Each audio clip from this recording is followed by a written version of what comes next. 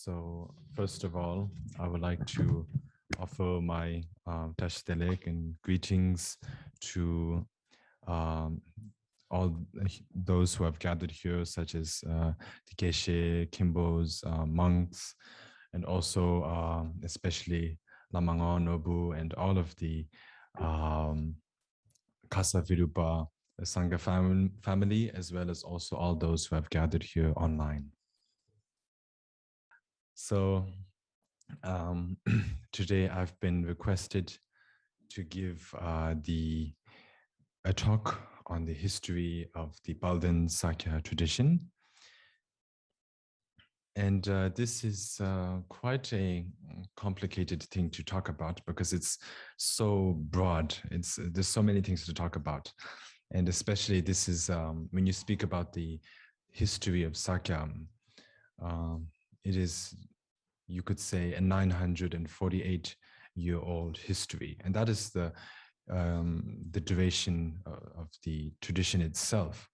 So far since the beginning up until now, but the lineage itself, the Dharma lineages, such as the Lamdre and the Vajra Yogini and all of the Dharma lineages, such as the 13 golden Dharmas, and all of those dates back much farther than that, more than 1,000 years. And so when speaking about the Sakya tradition, it is closely linked, very closely linked to the Kun family. There's probably, you could say, no way you can explain about the Sakya tradition without mentioning the Kun family. So therefore, in order to speak about the history of the tradition, it's necessary that we touch upon the Kun family first. So the Kun family is one of the most important family lineages existing in Tibet. It is said that there are two main family lineages which are worth mentioning, which has great merit if you mention about them, if you think about them. So there are two main family lineages, one in India and one in Tibet. The family lineage in Tibet, which in India, which is most worth mentioning, and actually is a cause for attaining great merit if you study about it, learn about it, hear about it, or think about it, is the Shakya family, the family which Buddha Shakimoni was born into. And the family lineage which has great merit if you think, hear, or meditate, or you could say recollect about, is the Kun family when it comes to mentioning the family in Tibet. And so this one has great importance because it was it took a very important responsibility. This family took a very important responsibility in spreading the Buddha Dharma, especially from India, and introducing it into Tibet. And that includes teaching it, translating it from the Indian to Tibetan, spreading it by traveling to other countries and introducing Tibetan Buddhism to other countries such as China, Mongolia, and the like. And so therefore, when we first speak about the Kun family, the Kun family is known by three names. In Tibetan, we call it Rasalhaidung, Timekungidung, and Baldan Sakyapedung. So the first name is the family lineage of clear light. This is because when we speak about Buddhist cosmology, there are many heavens. And first of all, if we speak about the three realms, there are the desire realm, the form realm, and the formless realm. Currently, we as humans are living in the desire realm. And that is the human state in the desire realm. The desire realm has places such as the hells, the hungry ghost realm, the animal realm, the human realm, and also several heavenly realms belong to the desire realm. While the form realm is all about heavens. The form realm does not have human realms, but it's all heavens, and there are many form realms. And among the many form realms, the heaven known as the clear light is one of the heavens in the form realm. And so it is believed that the first members of the Kun family were gods, and they came from the heaven of clear light. And so they descended from that heavenly realm upon earth, and especially in a place in Tibet called Ngari.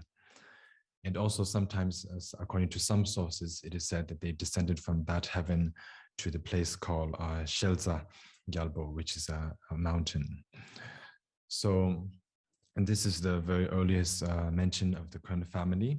And this was predates 1,000 years, and was before the 8th century, certainly before the 8th century. And it is believed that there were 3 members. They were all brothers, and their name was Jiring, Yuring, and Yusei. So Jiring, Yuring, and Yusei. And they were 3 brothers, and they were emanations of Manjushri. And the reason to descend upon this earth was mainly to benefit sentient beings, and not really any other reason. And so they were gods, and in the beginning, they all lived together in Tibet.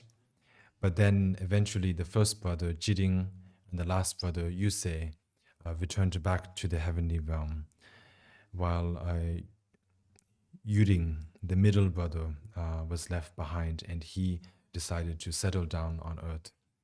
And so he married and had children, and in that way the family lineage started.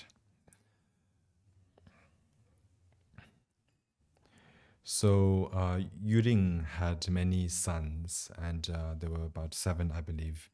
But the last son, Masang Chije, he remained, and he continued the lineage. So his name was Masang Chije.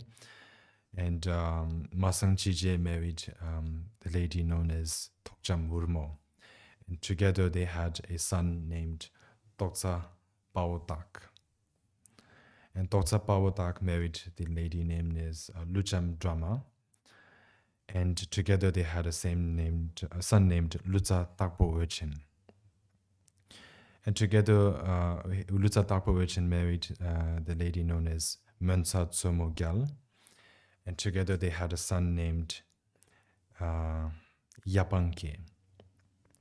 And so Yapanke is said to have fought with the Rakshas, the beings, the type of wrathful sort of barbarian kind of beings known as the Yakshas.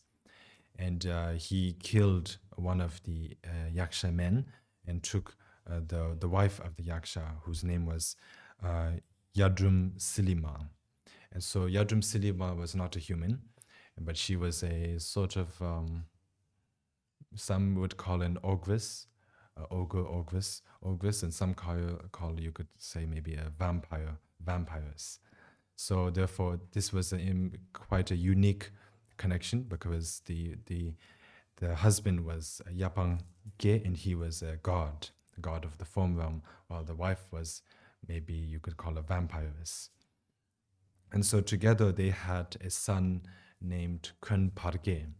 And so it was from Kun Parge that the family came to be known as Kun.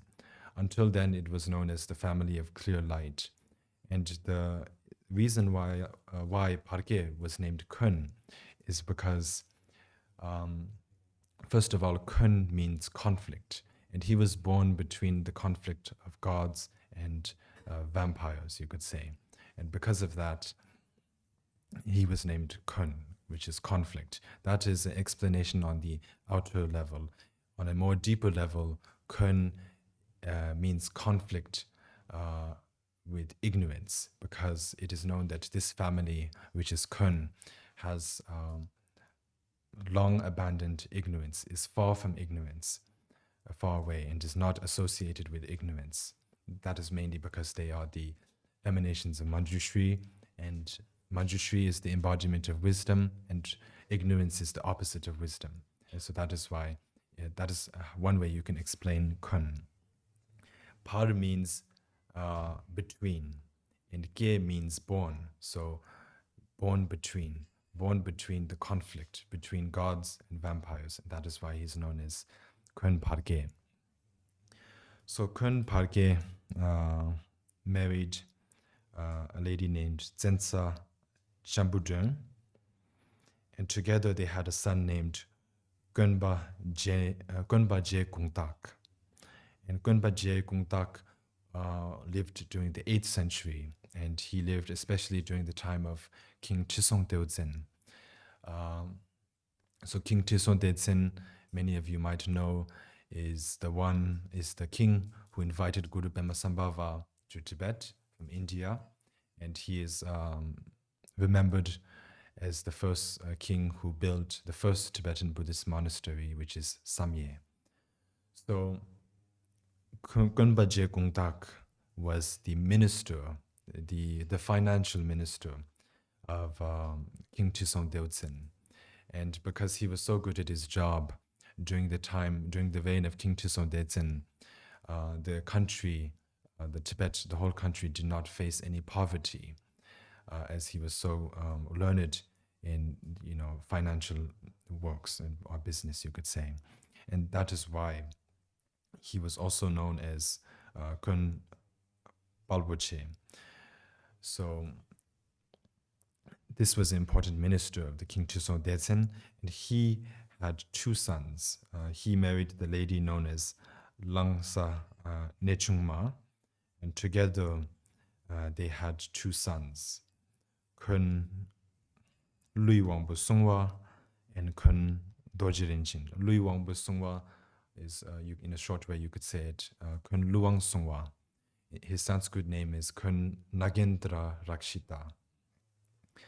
So Kun Nagendra Rakshita and his younger brother Kun Dorjirinchin were both disciples of Guru Pema Sambhava, and they received the entire teachings related to Vajrakilaya, along with Yangdak and Garmo and Dugyal, the protectors of Vajrakilaya. So all of the teachings related to Vajrakilaya from Guru Pema Sambhava himself. And so until then, from the beginning of the Kun up until Kun Luang Sungwa and Kun Dorjirinchin, the Kun family was said to be followers of the Pen tradition, which is it's a non-Buddhist tradition, but it was the first religion in Tibet before Nyingmapa came into Tibet. So they were followers of that tradition, but since Kun Luang Sungwa and Kun Dorjirinchin, the family for several generations became followers of the Nyingma tradition and solely practiced the teachings of Vajrakilaya. And this is an important time in not just the Sakya history, but also the Tibetan Buddhist history, because during that time, during the time of Guru Pema Sambhava, there was also Khenchen Bodhisattva, we call, or you could call him Shantarakshita. And he was an important abbot from Nalindra who was invited from India to Tibet. And he took upon himself the responsibility to introduce the ordination system in Tibet. So before that, there was no monks or nuns in Tibet. And it's because this was a very early period in which the Buddha Dharma was being introduced to Tibet. So there was still no monks or nuns. So the Khenchen, the abbot, he chose 7 Tibetan men, and chose them and gave them the ordination vows, the Vinaya vows, upon them to check and see if they were capable of guarding the ordination vows. And if those 7 men were to be capable of guarding the vows, then that would open the door for many hundreds and thousands and millions of Tibetans to become monks and nuns, to receive ordination. If they were not to prove successful in keeping the vows, then it would have been likely that the Indian masters, the Indian panditas and monks would have lost hope in the Tibetans, in them, future generations to guard the vows. So there were 7 men that were chosen, and one of the 7 was Khön Luang Sungwa from the Khön family. And so he was, you could say, the first Tibetan monk. He was in the group of the first Tibetan monks to receive the ordination vows. And they were very successful, and so that is why it opened the door for many hundreds and millions of Tibetans to receive the vows, the ordination vows. And that is why even to this day we have a very stable ordination system in Tibetan Buddhism. So therefore, since he was a monk, he did not continue the family lineage, but remained as a monk. And then his younger brother, Khön Dorje Rinchen, he was a lay person, a lay tantric practitioner, and he continued the lineage. And so that is during the 8th century. So Khön Dorje Rinchen married the lady known as Dösa Yanglun, and together they had several children.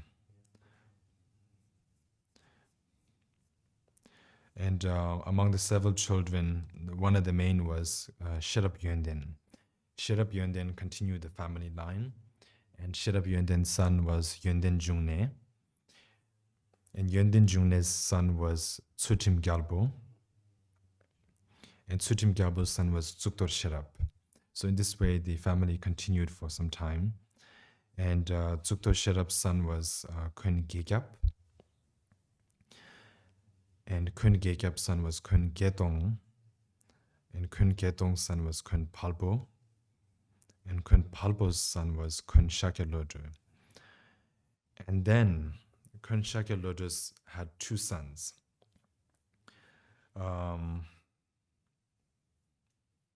Khönrok Sherab Tsutim and Khön Koncho Gyalpo.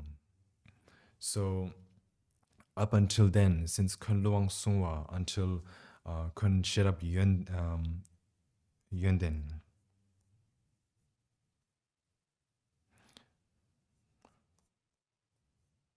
Khön Sherab Tsultim, all of the Khön members were practitioners of the Nyingma tradition. But then one day, the younger brother, Khön Koncho Gyalpo, went to the town, where the market, you could say, or the town.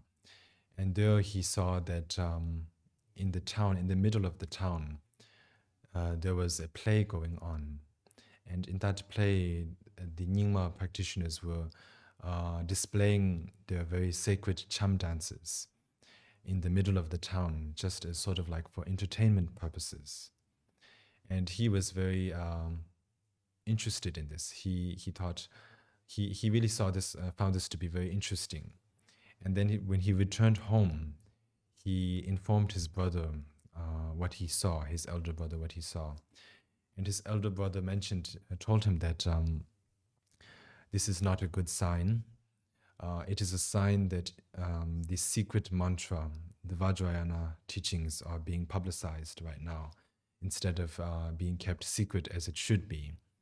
And so this is not a good sign for the ancient teachings, the Nyingma teachings. And so therefore it's time now that maybe time now that you, Khön Koncho Gyalpo, you are young, I'm already old and do not have much long to live. So you are young, you have time. You should seek the new teachings, the new translations, especially from the master known as Drogmi Lodzawa.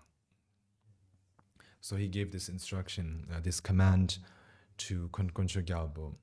And so with this command, they then came to agreement to bury, or you could say hide, all of the earlier Nyingma practices that they had been practicing as treasures. And they planned not to practice it anymore. And so they buried it and hid it as Dharma treasures so that it could be of use in the future, of benefit in the future, but not in the present time. And they buried many of the practices, but they were not able to bury some practices, such as the Yangdak, the deity known as Yangdak, and also Vajrakilaya. They were not able to bury that because the protectors of Vajrakilaya, known as Karmo and Dugyal, they prevented the brothers from burying those treasures because those practices, such as Yangdak and Vajrakilaya, were very strongly connected, karmically connected with the Kun family. So it was sort of, you could say, it was destined for the Kun family to continue with those two practices. So they were not able to bury it. Everything else they buried.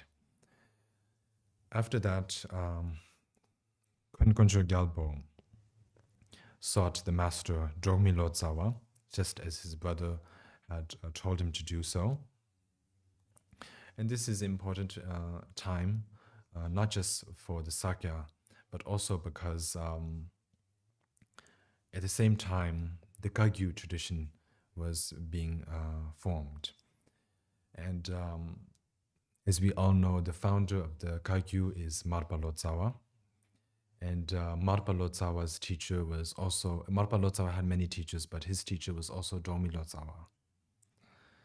And Kun Kuncho Gyalpo, the younger brother, went on to found the first Sakya monastery on the White Hill, known as Banburi. And Kun Kuncho Gyalpo went on to become the first Sakya Trichin, the founder of the Sakya tradition. And his teacher was also Drogmi Lodzawa. So in this way, Marpa Lodzawa, the founder of the Kaikyu tradition, and Kun Kuncho Gyalpo, the founder of the Sakya tradition, were both disciples of one master, Drogmi Lodzawa. And so now to speak a bit about the hill, the place where the first Sakya monastery was founded. It is known as Bamburi Hill, and one of the very earliest masters that visited this hill was Guru Pema Sambhava himself. And this was in the 8th century. It is generally known that there's not a single patch of earth which Guru Pema Sambhava had not stepped on in Tibet. It is said that he had stepped on every single land in Tibet. And that also includes Sakya. Sakya, the hill is known as Bambari, but it later became known as Sakya because of the color of the hill. Sa means earth and Kya means gray. And that is because the earth is gray.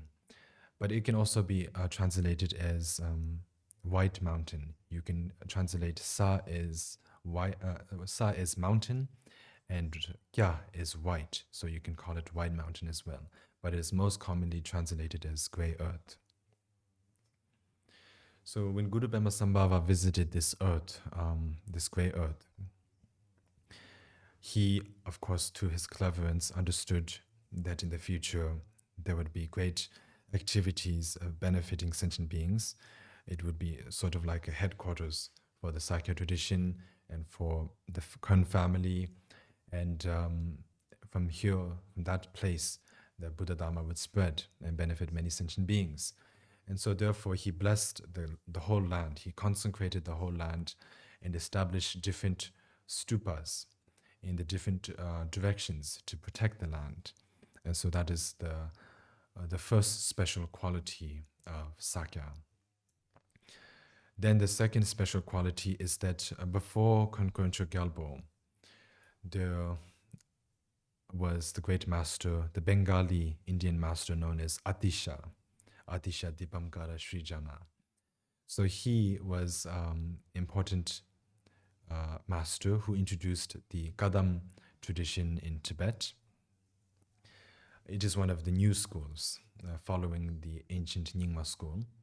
And he introduced that teaching and that tradition.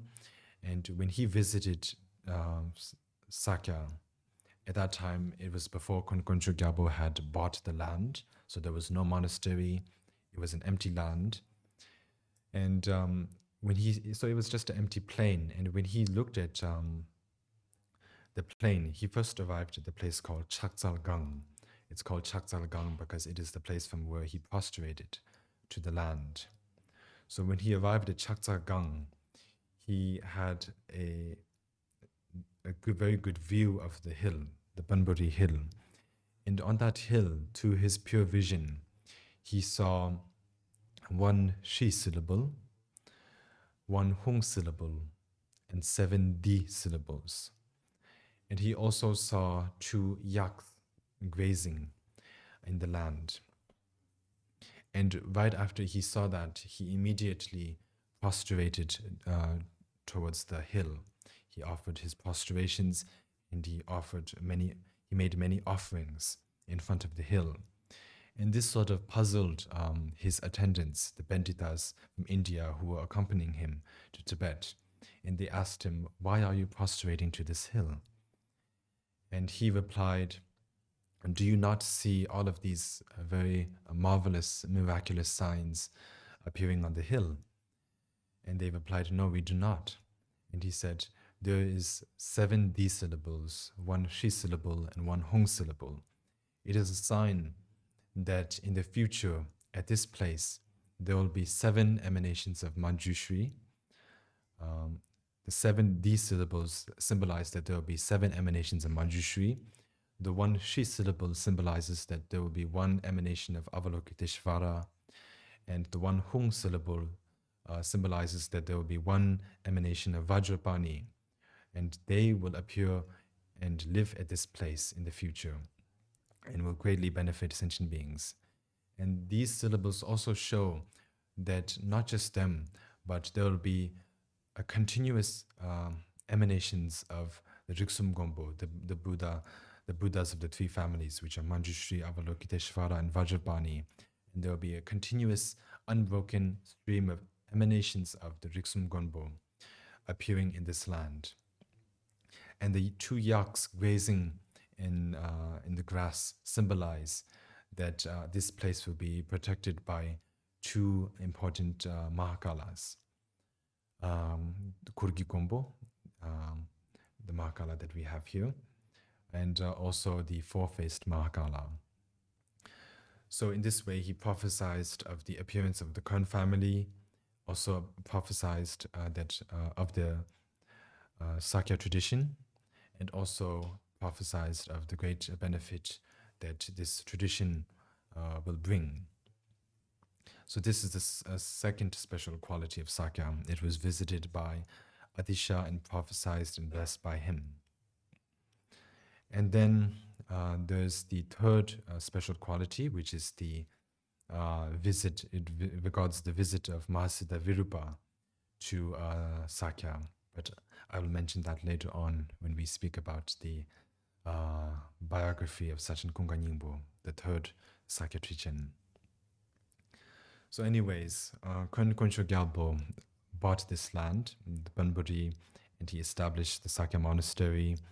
And that came to later on, there was during the time of Chogyalpapa, the 7th Sakya tradition, he founded the Southern Monastery. So that's in that way the first monastery which Kön Köncho Gyalpo founded came to be known as the Northern Monastery. But during Kön Köncho Gyalpo's own time, that was the only Sakya monastery. So it is the earliest Sakya monastery. And it was situated right on the hill of Sakya. And so Kön Köncho Gyalpo received, as I mentioned, many teachings on the new translations from many of the translators who had traveled from Tibet to India. And especially such as that like Jongmi Lotsawa, and even Bari Lotsawa, Kin Lotsawa, and there were many Lotsawas. So he received many teachings regarding the new schools from them. And he became a master in all of the teachings that he received. And not just that, but at the same time, he became a master in the teachings of the Vajrakilaya, the ancient Nyingma teachings, which he, as I mentioned, they continue to keep. So he was a master in both the Nyingma and the Sakya school. Generally, we have many traditions in Tibet. There's the Nyingma tradition, there's the Gadam tradition, there's the Sakya, the Kaikyu, the Geluk, and those are sort of like major traditions. And then there are also minor traditions, such as that of Shangba, and Shije, Je, and Urgenba, and there's many minor traditions as well.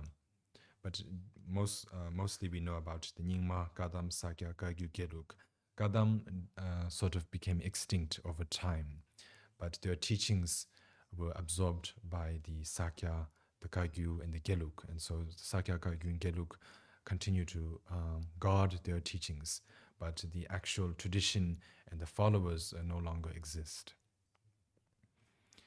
And so when we speak about the many different Buddhist traditions, it can be categorized into three different types.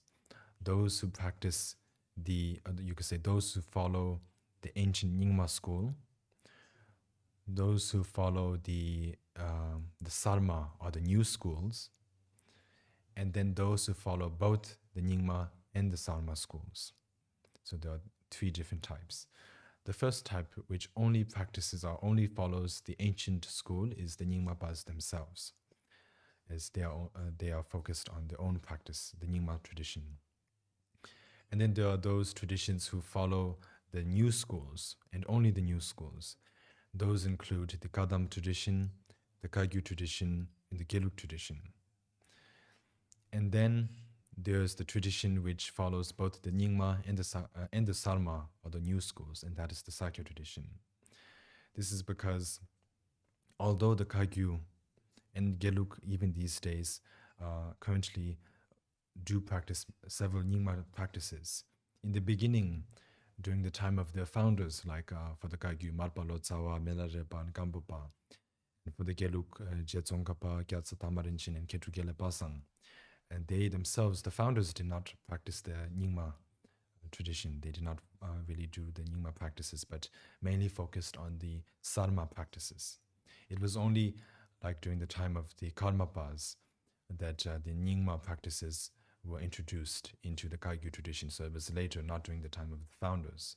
But for the Sakya tradition, the founders themselves, even though they broke off from the Nyingma school and founded their own distinct tradition, the founders themselves not only practiced the Sarma teachings such as He Vajra, Vajra Yogini, and the like, but they also at the same time practiced Vajra Kilaya. And so therefore, the Sakya tradition can be categorized as the tradition which follows both the Nyingma and the Sarma. So this is how you can categorize some of the traditions into three types. Anyways, as I mentioned earlier, Konkonju Gyalpo served as the first Sakya teacher. He lived during the 11th century. He was born in the year 1037. The 1034. He was born in the year 1034. And he founded the Sakya tradition, or you could say the first Sakya monastery, in 1073. So it was the year 1073 which the Sakya tradition was founded. And so therefore, since the year 1073 up until now, 2021, 948 years have passed. And soon it will be 1,000 years, some decades later. And hopefully I can live to see that. Probably, I think it will be in 2073. It will be in the year 2073, which Sakya tradition will be 1,000 years old. And if I live to see that, I'll be 74 years old. So hopefully I can live to that day. But anyways, it was the 11th century, and the Kadam tradition was founded a little bit earlier. And the Kaikyu tradition and the Sakya tradition was founded at the same time, similar time. And so, as I mentioned, Konkonju Gyalpo received all of the important new teachings. And later on, right at the moment he passed away, he told his disciples that a stupa should be should be erected on the Sakya hill, because it so happens that right below the Sakya hill, right below underground, is the Naga Palace, the the actual palace, one of the palaces where the Naga or the serpent human hybrid beings live. And so therefore, if you're not careful, the Nagas can be kind of like a vicious type of beings. If you disrespect them, they can harm you. If you respect them, they can help you. So therefore, he created the good conditions for the harmony, for there to not be any problems in the future for the land. So he told his disciples to erect a stupa containing his own body after he passes away in Sakya, so that there will not be any harm done by the Nagas. And so this is sort of a brief biography of Konkoncho Gyabo. He passed away in the year 1102. So his main master was Dromyi Lotsawa, as I mentioned earlier, and Dromyi Lotsawa himself had mentioned that Konkoncho Gyalpo was the greatest disciple of his own. So as I mentioned, Dromyi Lotsawa was the master of both Koncho Gyalpo and Marpa Lotsawa. And he mentioned that Konkoncho Gyalpo, that he, the greatest master, has passed the greatest teachings to the greatest disciple, which is Konkoncho Gyalpo. And so in this way, Konkoncho Gyalpo became one of the most important lineage holders in Tibetan Buddhism of his own time.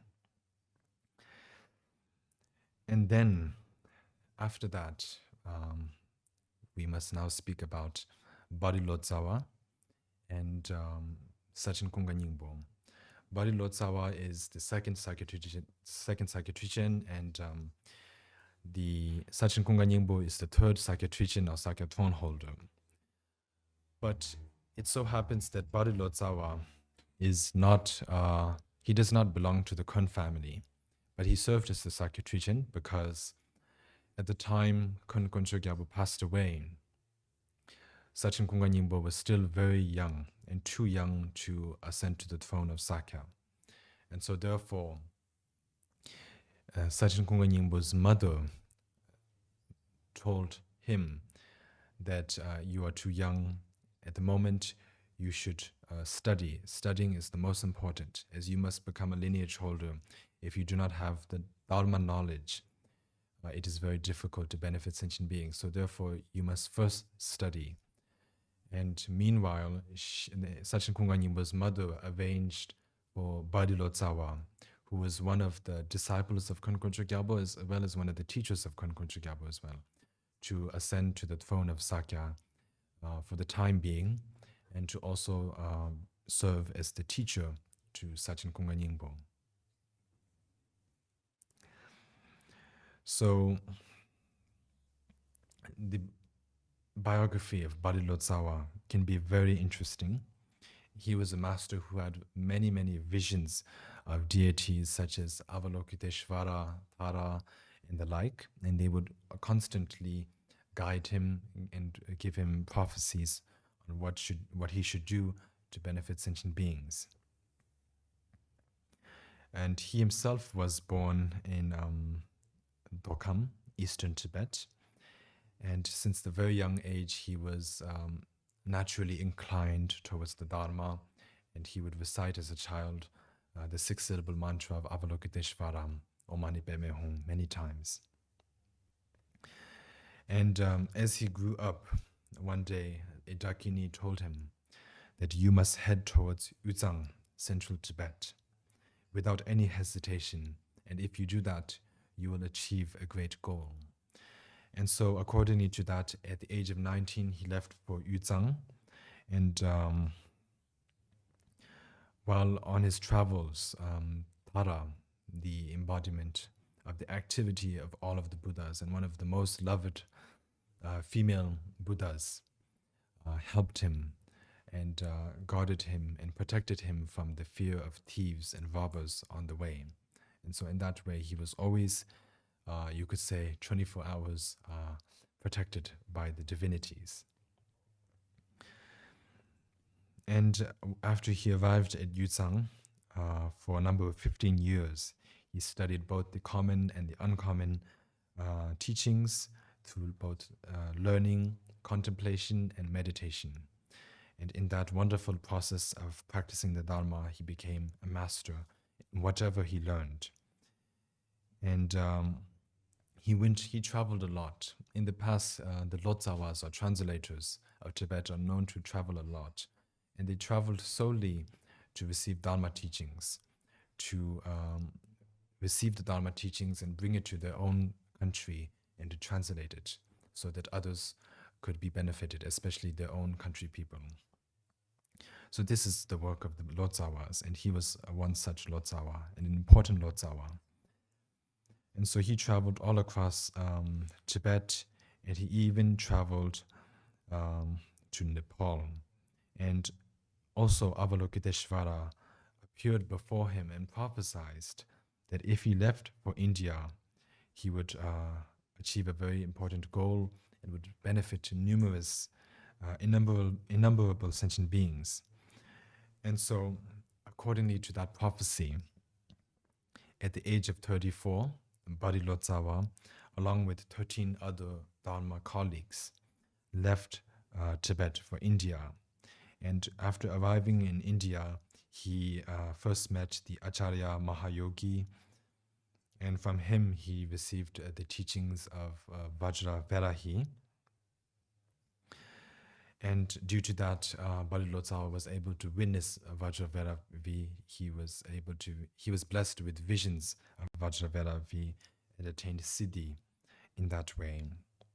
And not just that, but he also met many Indian masters such as Acharya Vajrasana, both the senior, and also Acharya Vajrasana, the junior, and also Pandita Amoga Vajra and the like. And from them, he received many teachings, and his fame also spread in India as well, and he came to be known as the Bodhisattva from Tibet. And he was a very compassionate master. He was said to always help those hungry spirits, also known as the pretas. And there were many pretas or hungry ghosts, you could say, in India, and they would always cry when they were in front of this master, and they would ask for food and drinks from him, and through his blessings and prayers he would always offer them something in return, and in that way he would satisfy the hunger and thirst of many pretas. And at the moment when he left India, the pretas begged him not to leave, and they cried and told him, "If you do not stay in India, we will suffer from starvation and thirst." And because feeding pretas is not easy, not anybody can feed pretas. They're not capable of eating the usual food that humans eat, or the drinks. They're only able to eat something if you do prayers. Only through the offering of food through prayers are they able to eat something or drink something. So therefore, if Bari Lotsawa, one of the only few people who was helping them in such a way, left, then they would not have anybody else who could really help them. So therefore, they begged him to stay. But he still, as a Lotsawa, he had a great mission to accomplish elsewhere. So therefore, he could not stay. But he did leave a lot of gold coins as a source of livelihood for them, and established the great tradition to offer food to the pretas, so that even if he left, there would be others who could continue the practice of giving them food. And so in that way, he benefited not only humans, but also even the non-human beings such as the pretas. And in Nepal, on the way back to Tibet, you have to go to Nepal. And in Nepal, there were many Tibetan merchants at that time, and they did not have a place to stay. And so therefore he bought a whole land, a very big land for the Tibetans to stay. And this land still exists if you go to Nepal. And there is a Mahakala statue presently in that land, and it is known as Pantangombo. Pertang means Per means Tibet, Tang means plain, Gonbo means protector or Mahakala. So That is because it was Barilotsawa, the second Sakya Trichin, who bought that land for the sake of the Tibetans. And so in that way, he accomplished many great deeds in India and also in Nepal. And after arriving in Tibet, of course, that was his main country, that was where he was from. And he helped not only Koncho Gyalpo, the father, but also Sachin Kunga Nyingpo, the son. And he became the main guru of Sachin Kunga Nyingpo, as well as serving the Sakya tradition by serving as the second throne holder.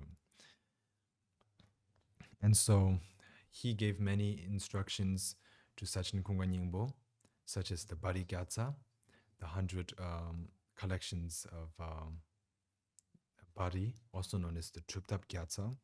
This exists in the Truptap Kundu, the collection of sadhanas, which the 42nd Sakya Tenzin Rinpoche is currently giving.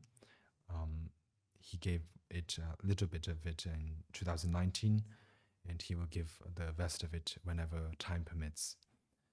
So, anyways, Barilotsawa told Sachin Kunga Nyingpo that you are an important master, you belong to an important family, and the responsibility of your family is to teach the Dharma and to serve the Dharma, to serve sentient beings. And so therefore, if you do not study, you cannot accomplish that goal. So you must first study. You must first study. But in order to study, you first need to have wisdom. If you do not have wisdom, it's important to incorporate what you learn. So therefore, in order to acquire wisdom, you first should meditate on Manjushri, the Buddha of wisdom. So he gave such advice to Sachin Kunga Nyingpo. And so Sachin Kunga Nyingpo then went into retreat. And this was at a very young age. It was when he was 12 years old. He went into retreat in one of the caves in Sakya. And in the beginning, there were many obstacles. And for that, Barilotsawa helped him by giving the instructions on the Buddha, Achala. And through that, he was able to get rid of all of his obstacles. And then after many months of meditating on Manjushri, finally after 6 months, Manjushri appeared to Sachin Kunga Nyingpo. And Manjushri appeared to him along with 2 bodhisattva attendants in the sky. And Manjushri gave him a very important teaching, which later on became known as parting from the 4 attachments, one of the most important mind training teachings. And this is a very important teaching because it is very short, it sounds very easy, but at the same time it includes the whole essence of the Mahayana path. And the verse, what he taught was, if you are attached to this life, you are not a true Dharma practitioner. If you are attached to samsara, you do not have renunciation. If you are attached to your own well-being, you do not have bodhicitta. And if you are attached, if you have grasping, you do not have the view. So this is the 4-line teaching, the one, or you could call it the 1-verse teaching, which Manjushri gave to Sachin Kunga Nyingpo, and with this, Sachin Kunga Nyingpo understood the entire Mahayana path, and his wisdom sort of blossomed, and he was able to learn whatever he studied. But generally, actually, Sachin Kunga Nyingpo was the emanation of Virupa, Mahasiddha Virupa, and Manjushri, especially because he belonged to the Kun family. However, just in order to inspire others, inspire Dharma practitioners, he made a show of studying, working hard in learning the Dharma, receiving the Dharma, teaching the Dharma. This was mainly to inspire others and to act in accordance with the worldly customs. Otherwise, he himself was, from the very beginning, a fully enlightened being. He did not need to do so. So that is the only reason why. And also during that time, when he met Manjushri, he had a vision that from Manjushri's heart, many swords came out and pierced his own heart, Sachin's own heart, Manjushri's heart. And also that the whole room where he met Manjushri, the whole room was filled with many figures of Manjushri, many forms of Manjushri. And Sachin Kunga Nyingbo took this as a sign that in the future, all of his family descendants would be emanations of Manjushri, and there would be many, many emanations of Manjushri in an uninterrupted succession. So this is a short talk about how he met Manjushri. And Kono Koncho Gyalbo's main guru was Parilodzawa, but he also received teachings from Malodzawa and Shangten, Lama Shangten and Lama Sedun Kunrik and the like. Especially from Lama Sedun, he received the Lamdre teachings. And in that way, he became one of the first and most important masters in the Sakya tradition when it comes to the Lamdre, because it was Sachin Kunga Nyingbo who really first taught the Lamdre in the Sakya tradition itself. Of course, there's the lineage coming from Mahasiddha Virupa, master to disciple, but at that time the Sakya tradition was not founded. But after the Sakya tradition was founded, it was mainly Sachin Kunga Nyingbo who spread the Lamdre teachings. And in the beginning,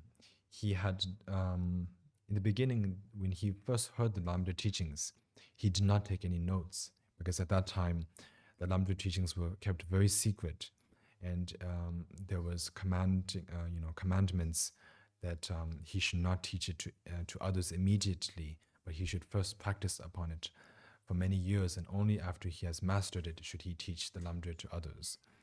And so he first memorized everything that he heard, and there was no written books and so on. So it's very difficult if you think about it. If the Lamdre existed in our time and we could not have it in books and no notes to look at, that would be very difficult if you had to memorize everything. But because he was an emanation of Manjushri, there was no difficulty in memorizing all of that. However, because of obstacles, and maybe also in an act, in enlightened activity, on enlightened play, he contracted a certain disease. And due to this disease, he forgot everything that he received. He forgot the Lamdre teachings. He completely forgot everything that he received. And this made him become very worried, because the Lamdre teachings were such a very precious teaching, and it had so much potential to benefit sentient beings. But at the time, he was the only holder of the teachings. And at the moment he forgot the teachings, he thought of first maybe re-receiving the teachings from his master again. But when he looked, he found that his master had already passed away. So now he was the only one left. He was the only one who had received the teachings, but had forgotten the teachings. So this was a very sort of dangerous point for the Lamdre teachings. And so he made many offerings. He prepared many offerings and prayed to his gurus. And due to that, after many efforts, his gurus appeared and blessed him. But after having made even more offerings, at the age of 47, finally Mahasiddha Virupa himself appeared to him. Mahasiddha Virupa appeared and visited Sakya. And for a duration of 1 month, Mahasiddha Virupa stayed at Sakya with Sachin Kunga Nyingbo, sleeping with him, eating with him in the same room. For 1 month, they lived together. And during that 1 month period, Mahasiddha Virupa passed the direct teachings of the Lamdre to Sachin Kunga Nyingbo. So this became like a shorter lineage. There is, of course, the long lineage, because Mahasiddha Virupa and Sachin Kunga Nyingbo lived in different centuries. Mahasiddha Virupa, you could say, maybe lived around the 7th or 8th century, while Sachin Kunga Nyingbo lived around you could say,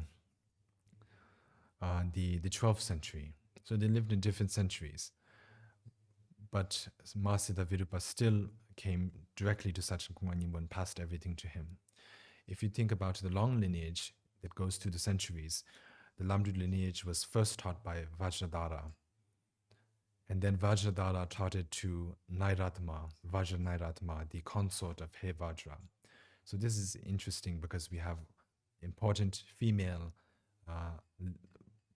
you could call her master, but she's actually the Buddha, a female Buddha in the very early lineage of the Lamdre. So this is the consort of He Vajra. So Vajradhara passed it to Vajra Nairatma. Vajra Nairatma passed it to Mahasiddha Virupa. In this way, Mahasiddha Virupa became the first human to receive the Lamdre teachings. Mahasiddha Virupa was an Indian prince. And many of you might have heard the story of Mahasiddha Virupa, that he was the Indian prince who renounced the kingdom just like Prince Siddhartha did. And he went on to Nalindra, and he became the abbot of Nalindra. He became known as Dharmapala, Palden Chokyong. And he serves as the abbot, and during that time, he mainly practiced or taught the Sutrayana teachings during the daytime and the Vajrayana teachings during the nighttime. And he practiced Vajrayana teachings, but not really good signs appeared for him, not much hope. So he became discouraged and threw his mala in the toilet. Many of you might have heard that story. But at that time, Vajranairatma appeared to him and told him that I am the deity whom you are karmically connected with. And so you should not give up your practice. I can help you. And so she told him to pick up his rosary, to clean it, and to continue with his practice. And later on, she appeared to Mahasiddha Virupa with her whole entourage, the 15 goddesses, and bestowed the Lamdre teachings upon him. And during that time, each day, he attained a different bhumi. On the first day, attained the first level of a bodhisattva. On the second day, a second level, and so on, up until around the sixth level. And so in that way, he attained great siddhi. But at the same time, after having attained great siddhi, his outer behavior changed, and he became a bit very wild. And the Nalindra monks started to develop, they started to lose trust and faith in him, and thinking he was not a good monk.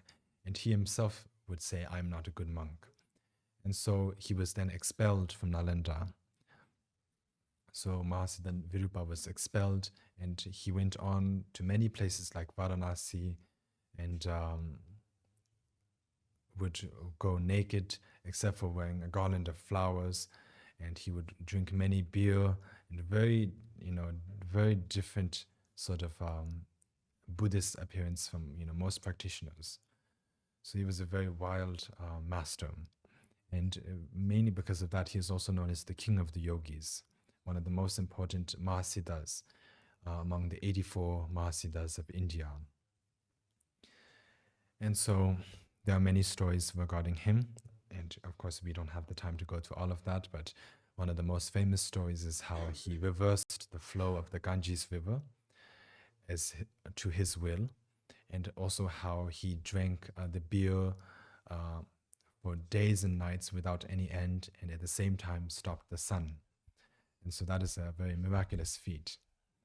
It's actually quite interesting because these days we would say that the sun is not moving. There's nothing to stop the sun.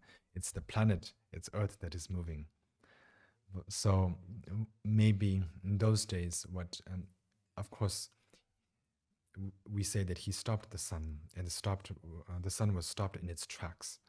But probably he stopped the Earth's rotation. I mean, who knows? Maybe that is the only explanation. But anyways, that is a very miraculous, remarkable feat that nobody can really do other than himself. And he is also known to have converted many, many non-Buddhist practitioners and converted them into the Buddhist path. And also, he is known to have saved many sentient beings, because at that time in India, the Hindu religion and many religions such as that had the animal sacrifices to please the gods. They had this wrong view that if you kill animals and offer the blood of the animals to the gods, it will please the gods, and when the gods are pleased, you'll receive the blessings and attainments from the gods. And this is not right according to the Buddhist view. It's hurting sentient beings is not right. So therefore, he stopped to his by showing many miraculous deeds. He changed the thoughts of the heretics, and in that way, he stopped the practices, the animal sacrifices as well. And so, therefore, when it comes to spreading the Buddha Dharma in India, you could say he was the greatest master, the most influential master to convert non-Buddhists to Buddhists in the land of India. So anyways, that is Mahasiddha Virupa's short story. It is said that he never died.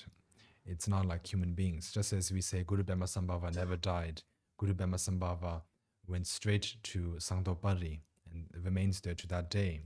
Likewise, we say that Mahasiddha Virupa never died, but he rather dissolved into an image of himself located somewhere in South India.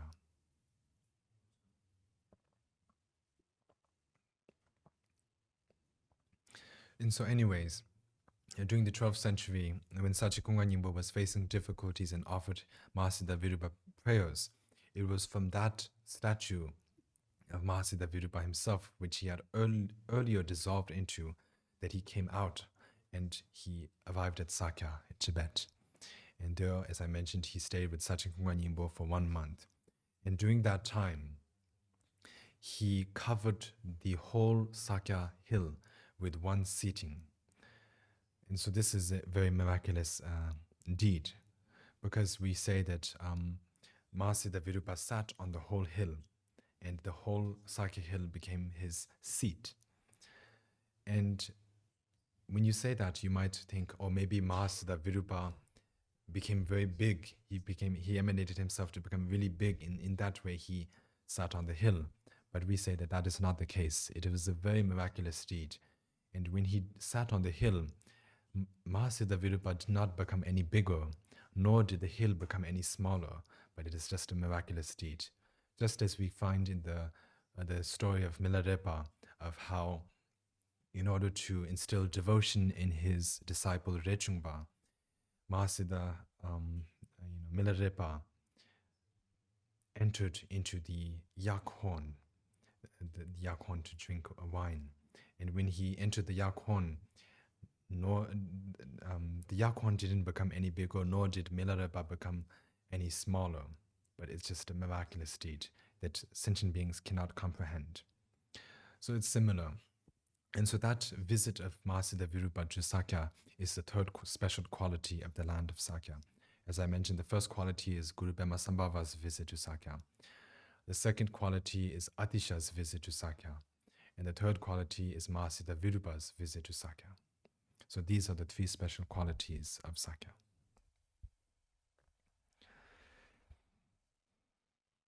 And so in this way, Sachin Kunga Nyingpo once again remembered the whole Lamdra teachings, and he finally passed it to many of his disciples.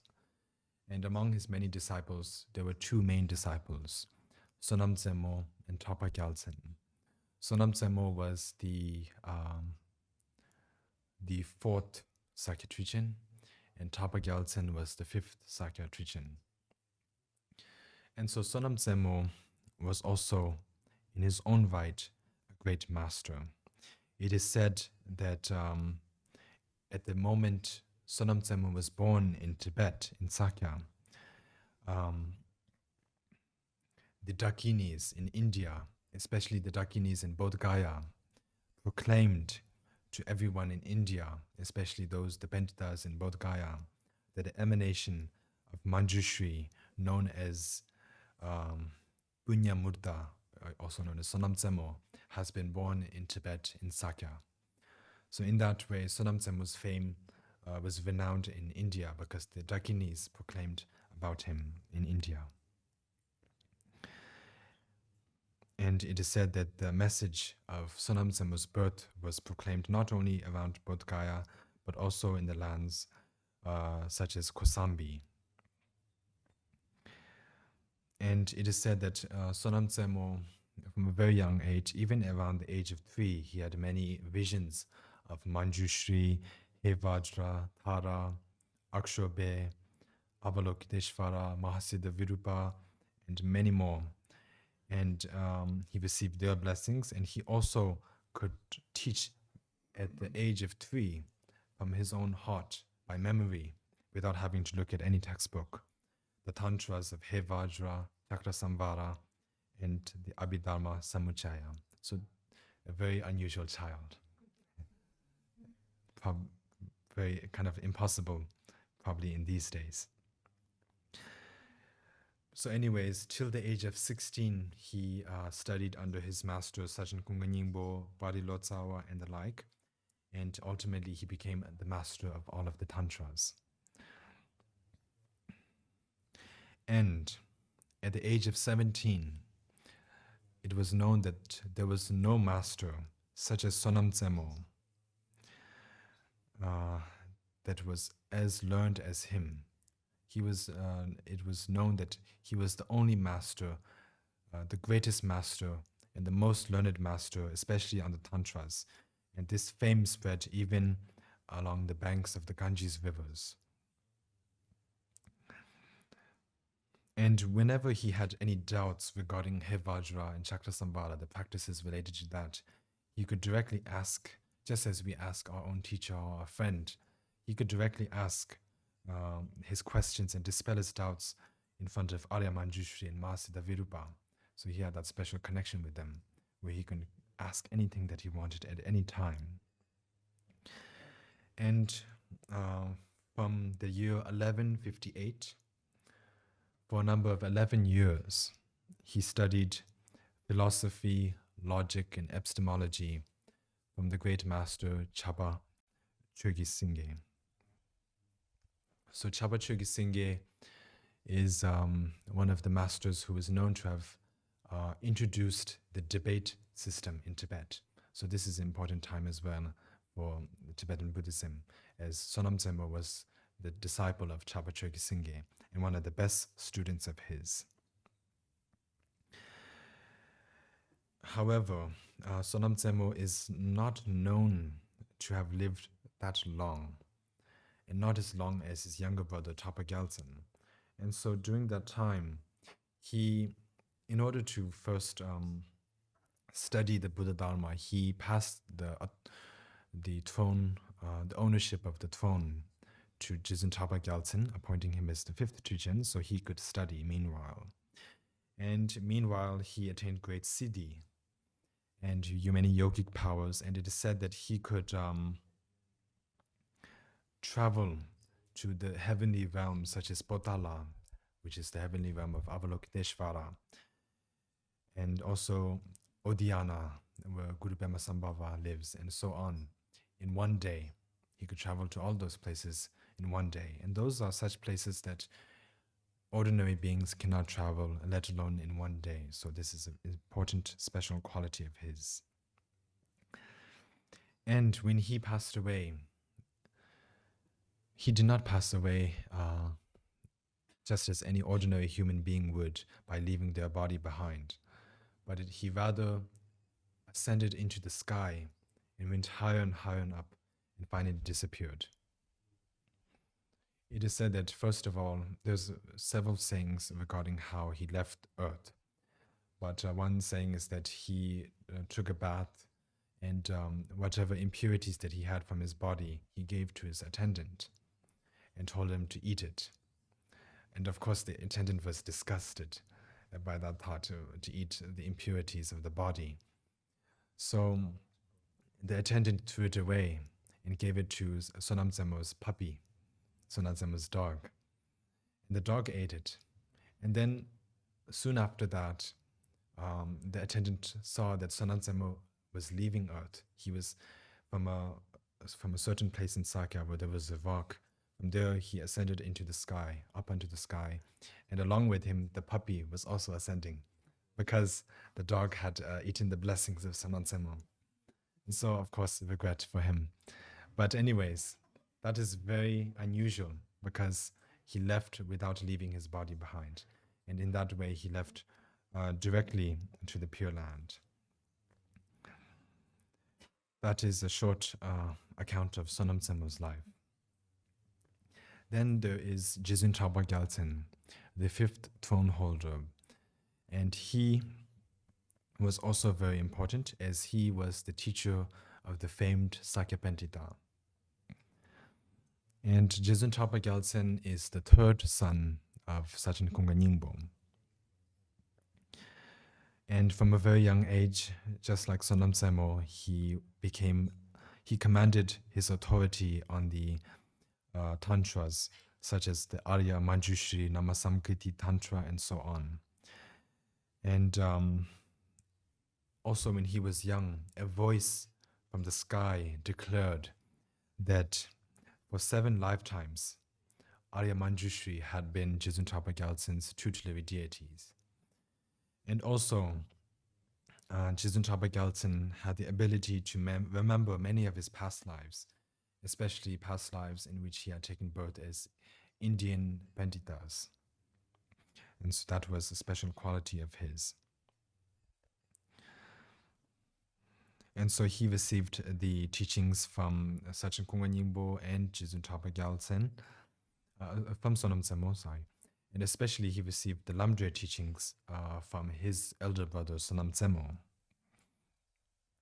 And Jizun Traba Gyaltsen was praised by masters, especially from the Darlung Kaikyu and the Drukpa Kaikyu tradition, saying, and they praised him in such a way that he was equal in spiritual realization to Mahasiddha Virupa himself.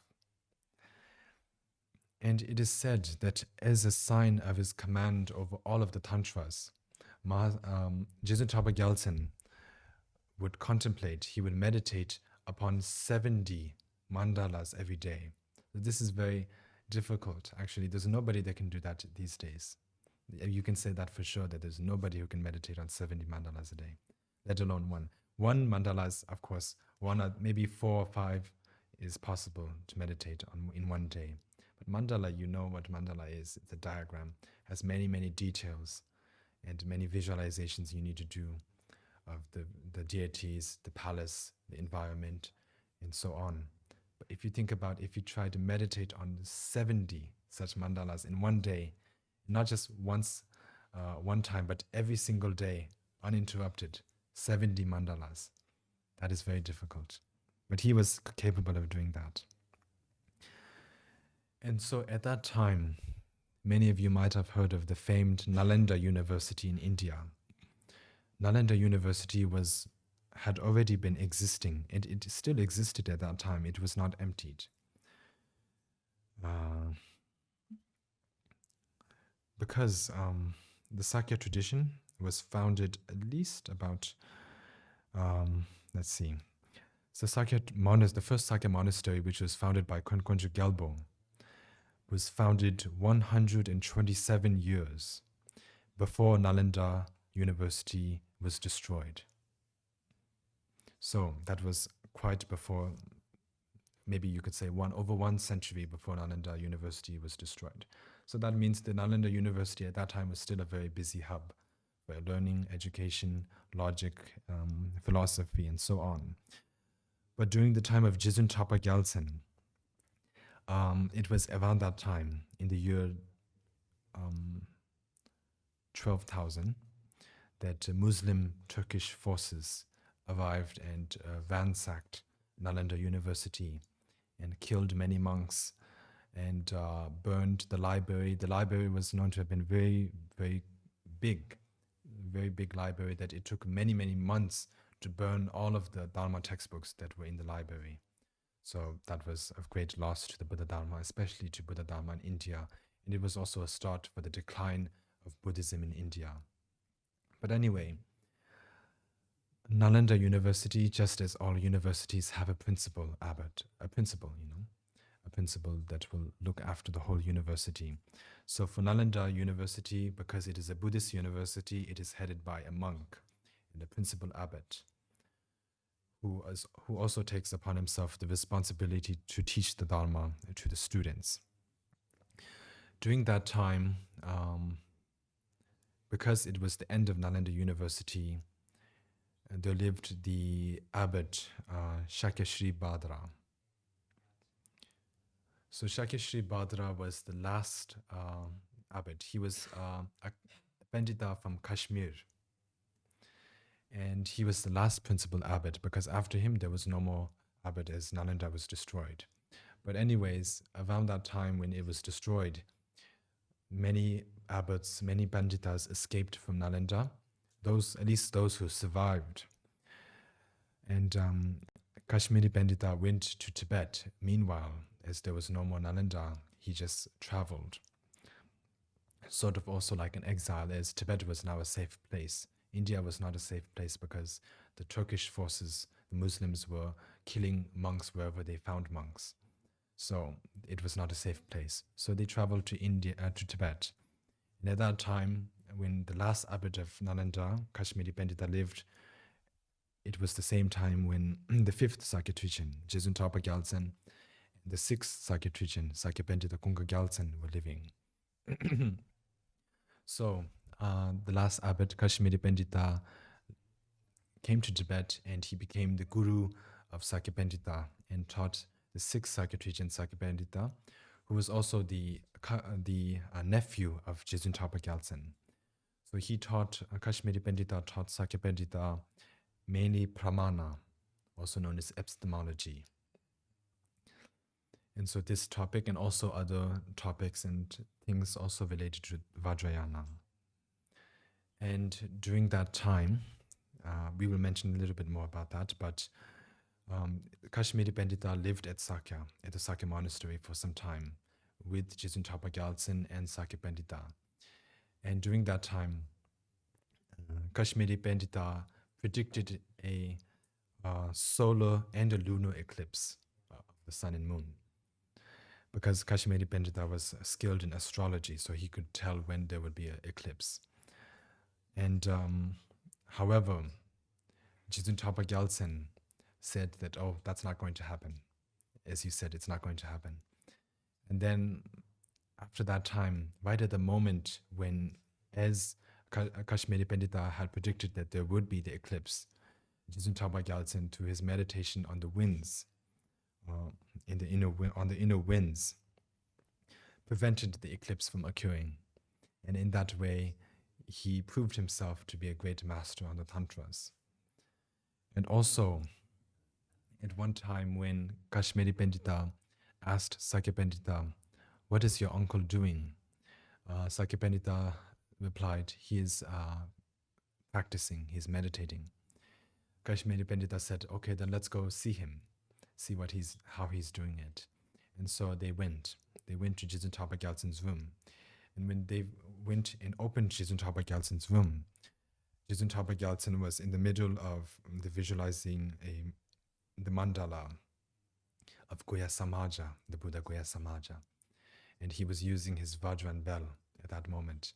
And the moment they opened the door, Jesun Trapa Gyaltsen saw that they had entered, and he thought that, oh, Kashmiri Pandita is a great Pandita from India. It will be improper if I continue with my practices. I should stand up and greet him and welcome him into my room. And so he stood up, but in his haste, Jesun Trapa Gyaltsen forgot to put the Vajra bell on the table, and he left it floating mid-air.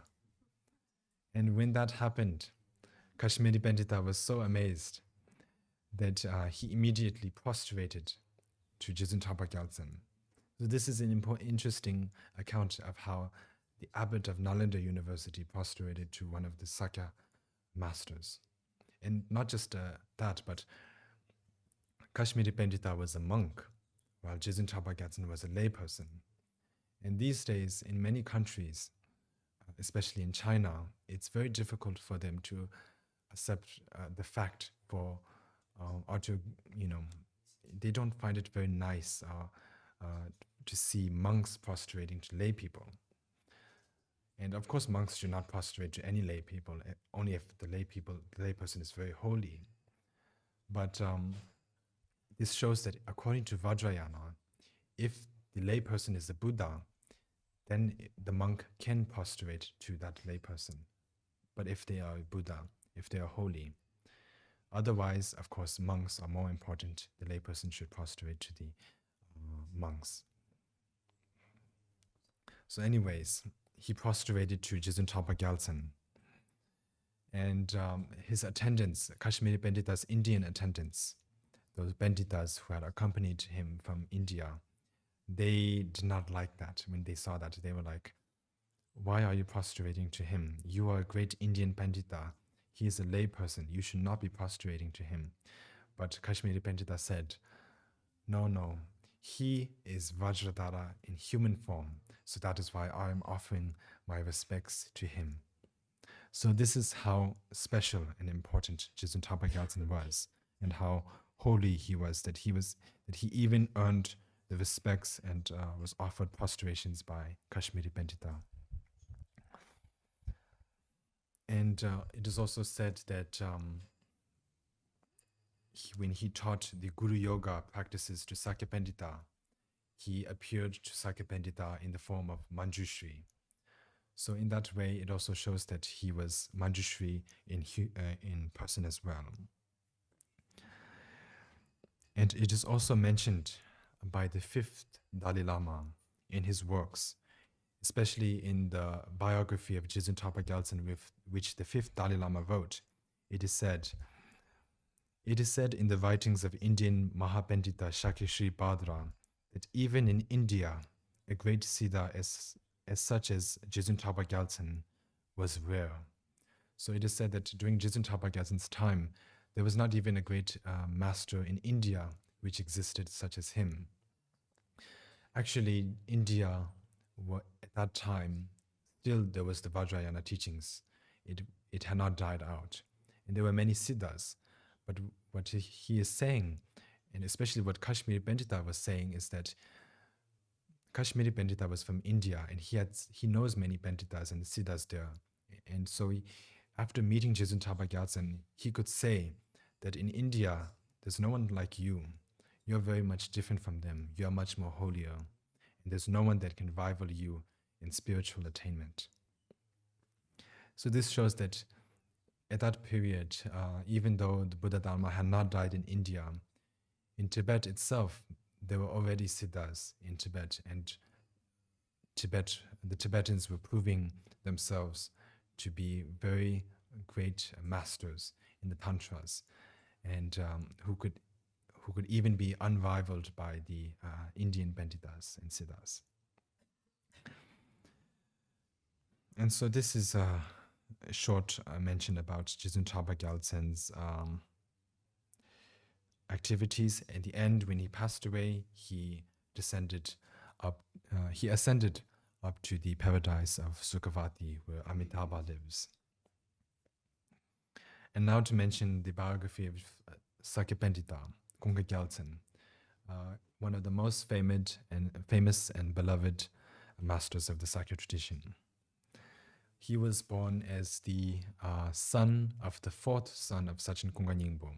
Sachen Kunga Nyingbo had 4 sons: Gungabar, Sonam Tsemo, Taupa Gyaltsen, and Palchen Werpo. So Gungabar was a master, but he, at a very early age, instead of living in Tibet, he traveled to Bodh Gaya to study there. But because of the intense heat in Bodh Gaya and the situation there, which was not very right for Dharma practice, he passed away at an early age. And Sonam Tsemo Taupa Gyaltsen we already mentioned. The 4th son was Palchen Werpo. Palchen Werpo had 2 sons, Sakya Pandita Kunga Gyaltsen and Sangsa Sonam Gyaltsen.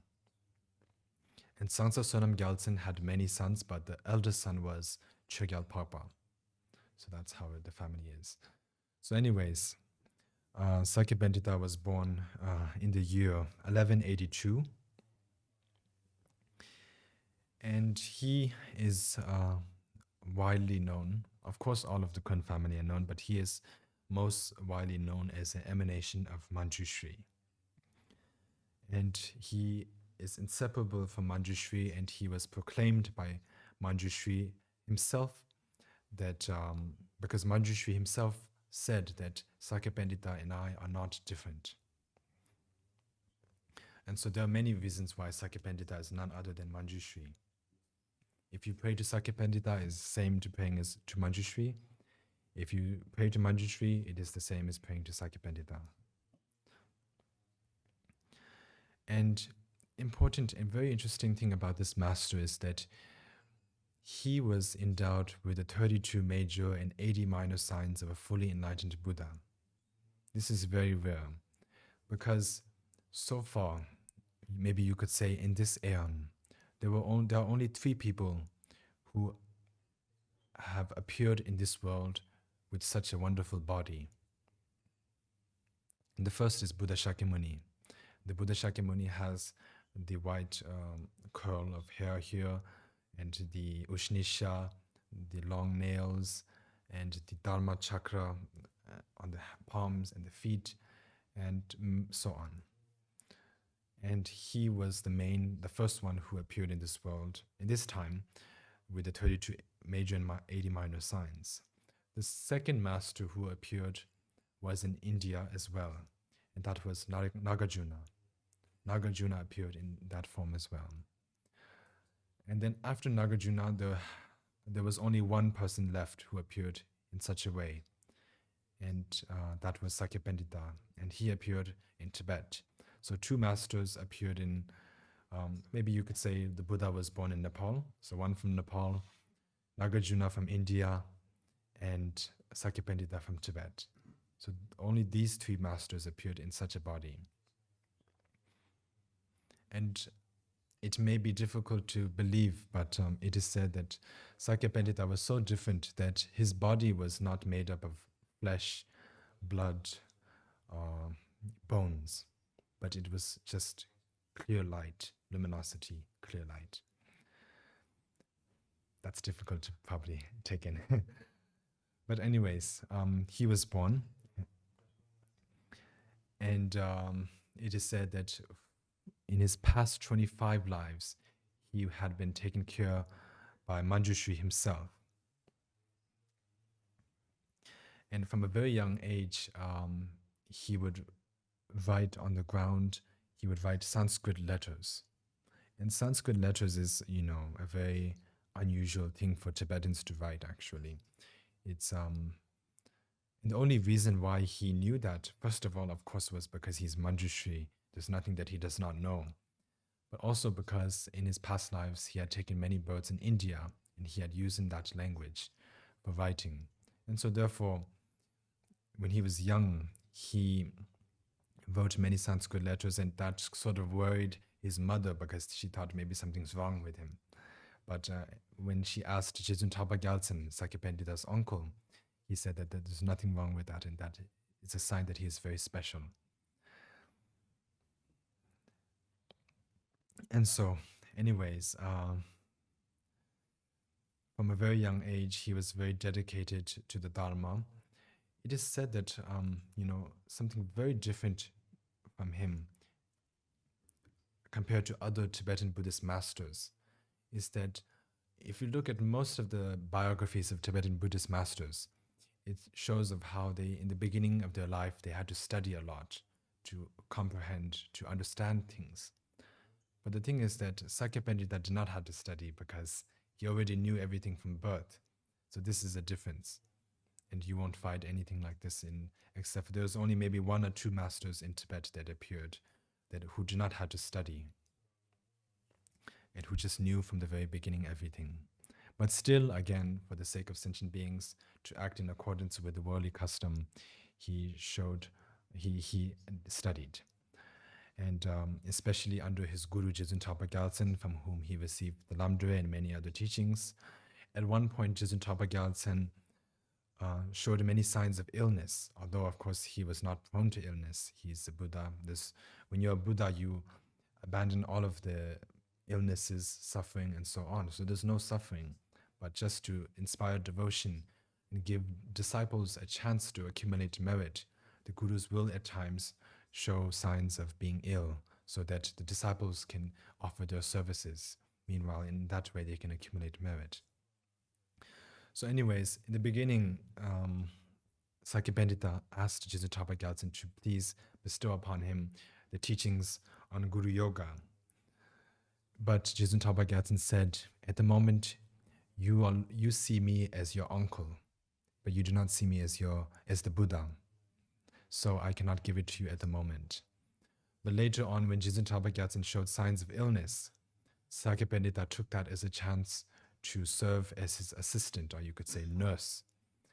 And during that time, he helped Jesus Tapa Gyaltsen, whether it be wearing his clothes, offering the food, and even when he found a chance, when he found, in the toilet, for example, Jesus Tapa Gyaltsen's urine or excrement, he would take that and eat it and drink it out of great devotion, as seeing Jesus Tapa Gyaltsen as a blessing, as the Buddha, out of pure perception.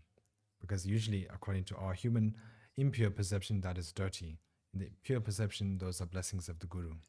And so he trained himself in that way, to going to such extremes in seeing his Guru as the Buddha. And due to that, finally, Jesus Tapa Gyaltsen agreed to give him the Guru Yoga teachings. And when he gave the Guru Yoga teachings, Sakya Pandita directly finally saw Jesus Tapa Gyaltsen not appearing in the human form, but actually appearing as Manjushri himself. And in that way, he saw Manjushri giving teachings to him. So this is important, especially for Vajrayana practitioners, pure perception. It's maybe difficult to train in such a way, but if you really want blessings from gurus, you need to abandon any kind of impure perception towards the Guru. Because Sakya Pandita said that if you see the Guru as a Buddha, you'll receive the blessings of a Buddha. If you see the Guru as an Arahat, you'll receive the blessings of Arahat. If you see the Guru as a Pratyeka Buddha, you'll receive the blessings of a Pratyeka Buddha. But if you see the Guru as a human being, an ordinary human being, you will not receive any blessings. So this is an important instruction for Vajrayana practitioners. And so anyway, he studied from Jizun Tapa Gyaltsen, and also, as I mentioned, from Kashmiri Pandita himself. It was very impressive because when Kashmiri Pandita taught the teachings in Sanskrit, Sakya Pandita could understand everything, and he was capable of translating that, even though in this current lifetime he had not specially learned the Sanskrit language, but it was just because he had remembered it, the skill, the language learning skill from the past life. So he used that as an asset. And when Shakishri Bhadra read in the Sanskrit language, Sakya Pandita would read in the Tibetan, in his own translation. And due to that, Kashmiri Pandita's assistant Panditas would make fun of Sakya Pandita, saying, look, our teacher is reading in Sanskrit, but he's reading in a Tibetan text. And so they looked down upon Sakya Pandita. And so Kashmiri Pandita noticed that and asked Sakya Pandita what he is doing. And he said that I'm reading in Tibetan. And then Kashmiri Pandita asked Sakya Pandita to translate the Tibetan back to the Sanskrit and to translate back and forth. And Sakya Pandita did that as Kashmiri Pandita asked. And that really impressed the Panditas. And especially after having learned the pramana, the subject of pramana from Kashmiri Pandita, Sakya Pandita composed an important text known as Pramana Yukti Nidhi. It is known as the treasury of valid cognition. And these days in the four schools of Tibetan Buddhism, this is an important authority. This text is an important authority when it comes to studying the subject of pramana. But anyways, he wrote it in Tibetan. This text was written in Tibetan based on his understanding. And the Indian Pandit, he showed it to the Indian Panditas. And the Indian Panditas read it and were so impressed that when they returned back to India, they took this Tibetan text with them and translated the Tibetan text into the Sanskrit text and propagated that text among the Indian scholars so they could learn and benefit from Sakya Pandita's Tibetan work. So this is the first instance in history, in the Tibetan Buddhist history, in which a Tibetan text was translated into another language, and especially the Sanskrit language. And also because of his great learning, Kashmiri Pandita bestowed upon Sakya Pandita the title of Pandita. So that he is known as Pandita, and this title was bestowed upon by Kashmiri Pandita, and it's mainly because Sakya Pandita was learned in all of the fields of learning, such as the 5 major fields and the 5 minor fields, such as craftsmanship, medicine, epistemology, Buddhism, and linguistics and the like, language. So not only, when we think about Buddhist masters, we usually think that they are good at just teaching the Dharma. Sakya Pandita was not like that. He was a doctor himself. He taught others how to use music, how to play music. He even wrote texts about music. He wrote texts about medicine, how to cure people. He wrote texts about craftsmanship, how to make statues and things like that. Even in Sakya, there's a most beautiful statue of Manjushri, which is said to have been created by his own hands. And also a painting of Manjushri, which from whichever side you look, whether you look from directly or from the right or left or from above or below, each side it looks like Manjushri is directly looking at you. So he has done many things like that for the benefit of others. And it is said that because of this, Kashmiri Pandita granted him the title of Pandita. And so in that way, Sakya Pandita became the first Tibetan to receive the title of Pandita in Tibet. And especially this is important because he's receiving this title from the Indian Buddhism, from the Indian community, the Indian Buddhist community. So the Indian Buddhist community is the source of Buddhism. Buddhism originated in India. They were the first. And so if you receive such a title from them, it is a great honor. And you only will receive it if you truly deserve it. So it was a great honor. And it was from Sakya Pandita, because he started it, that in the future, after him, there appeared in an unbroken succession many scholars from not only the Sakya, but also the Nyingma, Kaikyu, Gelug, and so on. Many masters who were also masters in the different arts and who received the title of Pandita.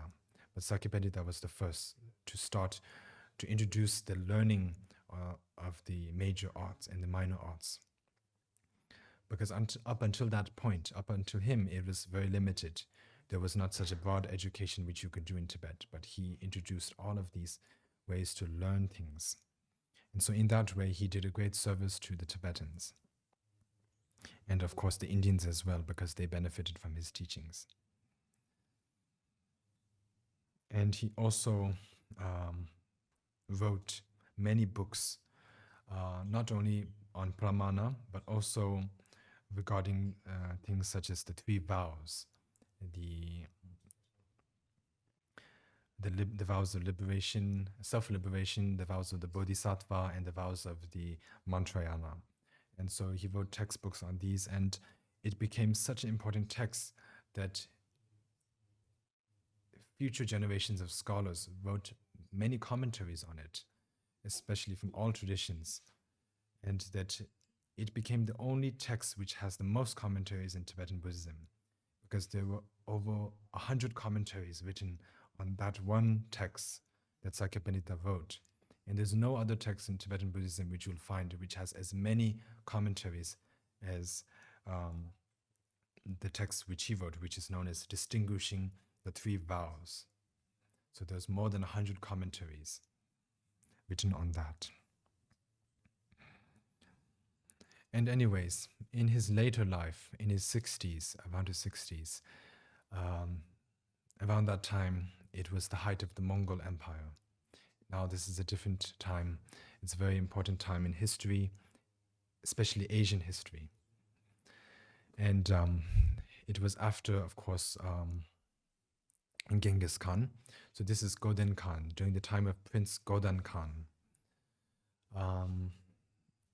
Many countries had already been invaded by the Mongol Empire, and Tibet was also now being attacked by the Mongols, and many monasteries were being destroyed and ransacked by the Mongols, and many people, innocent people, were being killed as well. However, at the same time, the Prince Godan Khan was looking for a Dharma teacher. He was interested in Buddhism, and he thought that if he had a Dharma teacher, it would not only benefit him, but also the Mongols, the Mongolian people. And so he inspected upon the many monasteries in Tibet to see who is the most learned.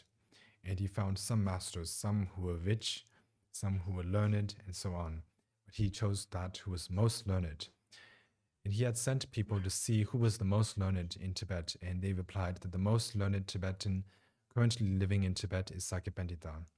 And so Godan Khan sent an invitation letter to Sakya Pandita. But it was not very a very pleasant sounding invitation, but it also sounded as a threat, because he said that if you do not come, I will send troops and bring more destruction upon your country. So if you really care about the Buddha Dharma and your own people, you should come and accept this invitation. So it was sort of as a threat. And so Sakya Pandita had no choice but to accept this invitation. And so he made a very long journey, which took several years, to the capital of China, I believe. I don't know if it was the capital, but Lanzhou, one of the cities in China at that time. And along with him, he accompanied with him were Dogen Shakipapa, his nephew, and also Dogen Changna, his other nephew. So earlier, as I mentioned, there were, according to Atisha's prophecy, there were 7 emanations of Manjushri, 1 emanation of Avalokiteshvara, and 1 emanation of Vajrapani. The 1 emanation of Avalokiteshvara was Sachin Kunga Nyingbo. The 7 emanations of Manjushri were many, such as Sonam Tsemo, Tapa Gyaltsen, Sakya Pandita, Shakipapa, and so on. There was some more. The 1 emanation of Vajrapani was Dogen Shakyapapa's younger brother, known as Dogen Changna.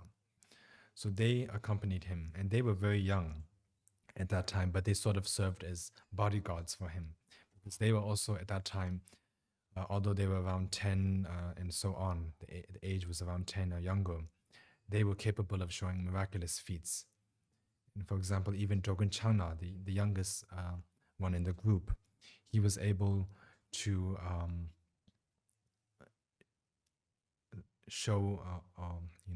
let water appear from wherever he shot his arrow. So if he shot an arrow to a rock, water would appear. And so that was kind of like his magic power or ability. So at that time, at those days, the Kern family, there are many accounts of how they were, from a very young age, showed many miraculous deeds. But anyways, Sakya Pandita finally met Godan Khan. Godan Khan still had many doubts regarding Sakya Pandita, and he wanted to test him. So he gathered all of the best magicians in China, in Mongolia, all of the wizards and magicians, and told them to emanate a wonderful temple. Not a real temple, not made by brick, but just an illusion of a temple. A really good illusion that it will be, very convincing, so convincing that it looks like a real temple. And after they had made up such a fake temple, Godan Khan invited Sakya Pandita to consecrate the temple. And the Sakya Pandita went and consecrated the temple, and he recited auspicious verses and to the rice everywhere. And then Godan Khan had already prepared a seat, a throne for Sakya Pandita to sit in that temple. And under the seat, under the throne, he had put many Dharma books, and full of the teachings of the Buddha. And he asked Sakya Pandita to sit on that. And so Sakya Pandita sat on the throne. And after Sakya Pandita sat on the throne, Godan Khan said, "What kind of master are you? You sat on all of these Dharma books you are sitting on." And Sakya Pandita said, "No, I'm not sitting on any Dharma books." And then Godan Khan said, "Okay, we'll see about that." And he took out all of the Dharma books. And when he opened it, all of the pages were blank. Sakya Pandita had erased all of those, the words in the textbooks. And I think he must have transported all of the actual textbooks to the Sakya monastery. And then after that, the Khan was quite impressed, but he still thought, well, still Sakya Pandita was fooled by the whole illusion of the monastery. So after that, Sakya Pandita went back after doing all of the consecration, and the Khan told the magicians, okay, you can pack up the whole illusion now. We're done. The work is done. And when they tried to pack up the illusion, they were not able to pack it up, no matter how much they tried. They were the best magicians in the whole country, in China and Mongolia, and they were not able to pack it up. And then he finally realized that it was because Sakya Pandita had consecrated it. He had consecrated the illusion-like temple to become a real temple. So now it was a real temple, and it cannot be packed up. And to this day, it still exists. So that was some of the great deeds of his. He's also said to have cured the Khan from some of his diseases that the Khan has. And it is also said that Sakya Pandita created one of the first Mongol alphabets, writing system for the Mongols. And so in that way, Sakya Pandita was the first Tibetan Buddhist master to take the initiative to spread Tibetan Buddhism to other countries, such as China and Mongolia, the earliest master. And so that is his life story. When he passed away, before he passed away, he had many visions of Tara and Cheresi and so on. He would see Tara many times. Cheresi would come, Avalokiteshvara, would come and pat Sakya Pandita on his head with his hands. And he would see the mandalas. Also, he saw Jezun Traba Gyaltsen, Mahasiddha, Virupa, and so on, and Kanapa. And they gave him prophecies regarding his future life and his future attainment of enlightenment, and so on. And at the moment when he passed away, as I mentioned earlier, his body was sort of like made up of luminous light. It's not of flesh, blood, and bones. But for the sake of leaving relics, for the sake of disciples, he transformed his luminous body, his body of light, into a body of flesh, blood, and bones. And so after his passing, they cremated his body, and many, many relics appeared. And so that is sort of like the great accomplishments of Sakya Pandita. If you really think about it, if you think about all of his accomplishments, you cannot really think about it because we are ordinary human beings, and it's impossible to fully understand the activities of the Buddha. But to some extent, it's good to get an idea that this is what he did, especially for sentient beings. It's also an important mention that of his sister. It's not really much, you can't find it in the writings, but it's sort of passed down from one mouth to another, that about an account of his sister. There's not much known about his sister, but she seems to have been a nun, and she lived in China. And at the moment of her death, she said, usually people, when they die sleeping, they die laying down, but I will die standing up. And so she stood up and passed away standing up, and a stupa was cremated for her. So it shows that even the Jezumas at that time, even very, very early period, was showing great signs of accomplishment, just as the male counterparts as well. But not much is known from that time about the Jezumas, except for the names of such Jezumas. But we do know that Sakya Pandita had a sister, and she passed away standing up. I heard that these days there is a statue of her in China where she passed away. But most Chinese don't know, and they think that it is a Chinese nun. But actually it was Sakya Jitsunma, and it was Sakya Pandita's own sister. And so that is about Sakya Pandita. Then we have Sugarpapa, his younger brother. And Sugarpapa's story is interesting because he became the king of Tibet. And this, from here, starts the political reign of Tibet by the Sakyapas, by the Kun family. And so Sugarpapa's father was Sangsa Sonam Gyaltsen, the second son of Palchen Orpo. So basically, Sugarpapa was the nephew of Sakya Pandita. And Sangsa Sonam Gyaltsen, his father, wanted to rule Tibet. And he had this wish to rule Tibet, so he prayed to Ganapati, the elephant-headed god, also known as in Hinduism as Ganesha. So he prayed to Ganesha many times, and finally Ganesh appeared to him, and he picked up Sangsa up into the air, up into the very high air, and he told Sangsa to look down. But Sangsa was a little bit afraid of the height because he's taken way up above the clouds. And so Sangsa first closed his eyes and he did not dare to open his eyes. But eventually he opened one of his eyes and just took a peek. And when he took a peek, he saw all of the lands of Tibet, central, eastern, all of the lands, Uyezang, Kam, Amdo, and all of the lands. And after that, Ganesh told him, when I told you to look, if you had looked immediately, all of this land would have been yours to rule. But because you did not look immediately, you cannot rule it yourself now. But because you at least took a peek of it, your descendants will rule. So in that way, Ganesh gave him the prophecy that his son, Sugarpapa, would rule Tibet. And so when, after, that, Sangsa Sonam Gyaltsen prayed for a son, to have a son, because he did not have a son easily. He prayed to Ganesh again and again, and then finally Ganesh went to another master and told him that Sangsa is praying to me for a son, but and he wants to be the ruler of Tibet, but I cannot give him that because he doesn't have the karma to become the ruler. But if you pass away and are reincarnated as his son, you can become the king of Tibet. So please reincarnate. And so this master, another master, a very holy master, reincarnated as Sugarpapa. And as I mentioned earlier, Sugarpapa, from a very young age, attended to Sakya Pandita as his assistant and disciple, and received many teachings from him, of course, especially the Lamdre and so on.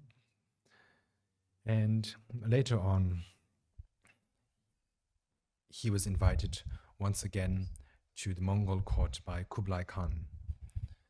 And Kublai Khan told him that I had the great fortune of receiving empowerments from your uncle, Sakya Pandita, and so now I wish to receive empowerments and teachings from you, and I wish to accept you as my guru. And so he accepted that position, and he became the state preceptor, and eventually became the imperial preceptor of Kublai Khan. And he gave many advices to the king.